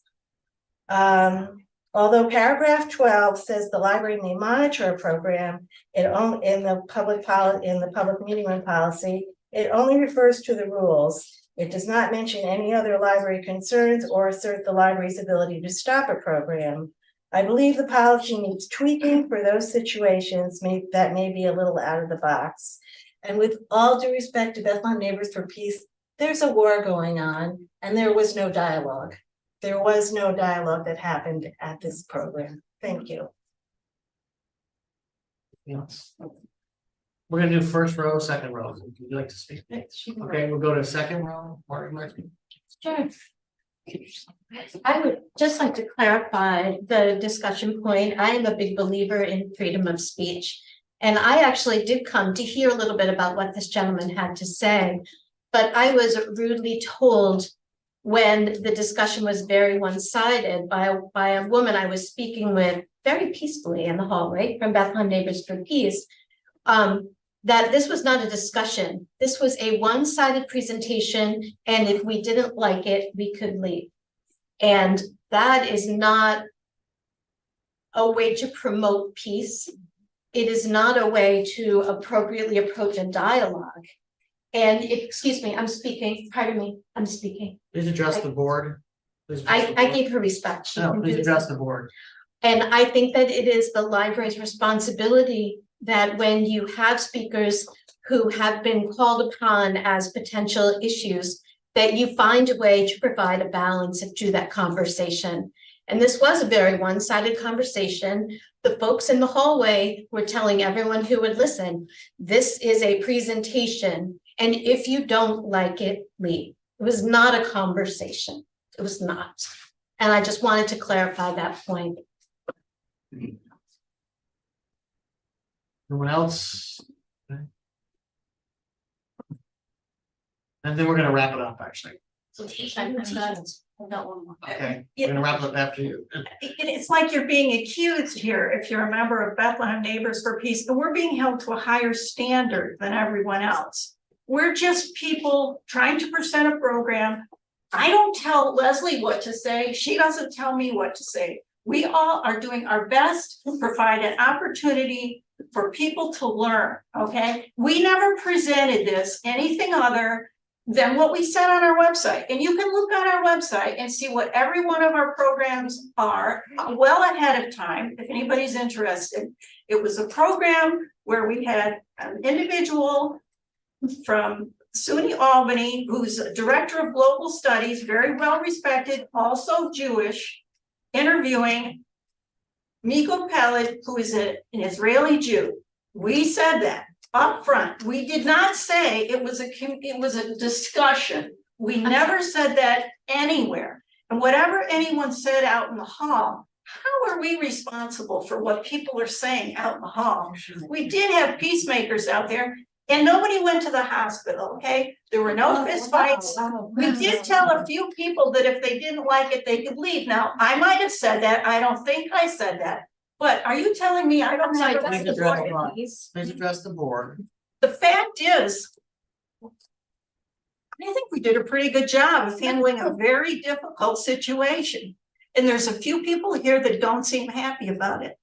But there's a lot of people in the community that have supported us for a long time. And I think they'll continue to support us. The bottom line is, do you believe in the First Amendment right to freedom of speech? Or do you feel that we need to shut it down because there's a war going on? Because we've been there before. Do you allow people to protest war? I hope you will. There's nothing else. Right. Okay, so, videos are important. Recordings are important. I mentioned before that I stayed in the room from beginning to end. Some of you mentioned watching the YouTube video. I'm addressing the board. Some of you may have not seen the video that I took from my perspective. And if you haven't, I would ask that you do, because as you mentioned, there are different perspectives. You can hear what was going on. I specifically took video of the entire room so you could see what was going on in terms of people expressing concerns in terms of the feelings that were happening, in terms of some of the dialogue. For example, when I got into the room and I saw the books, because I love a good policy and I read the policy, I knew that selling anything on the premises or outside of the premises was violation of the rule. So I turned to you, sorry, addressing the board, and asked, are these books for sale? And the answer I got was yes. So I texted the group and I said, can someone please speak to someone with the library and ask about this? It's not true. I'm sorry, is this? It's true.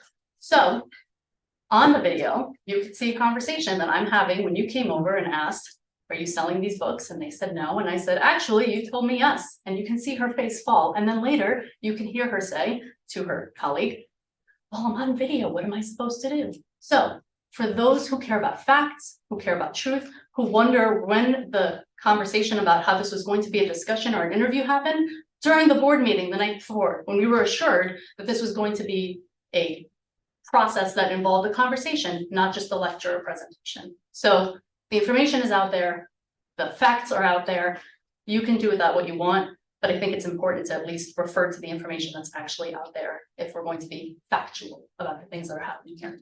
Thank you. Okay, I would encourage all members of the public or that have further comments to do those in writing. We'll have public comments at their subsequent meetings, but if they have remaining comments, please do those in writing to the board. We have public comments at every meeting. Every meeting. But I also would encourage people to do this.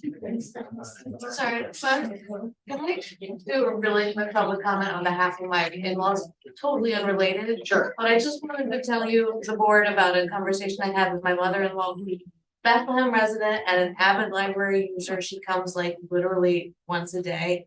And she told me how much she appreciated the other day when it was like kind of bad out, walking on the asphalt. She never complained about the brick before, like I had no idea, but she just wanted to let you know that she didn't worry about where she was putting her feet and she was coming into the building, so. Thank you. Thank you.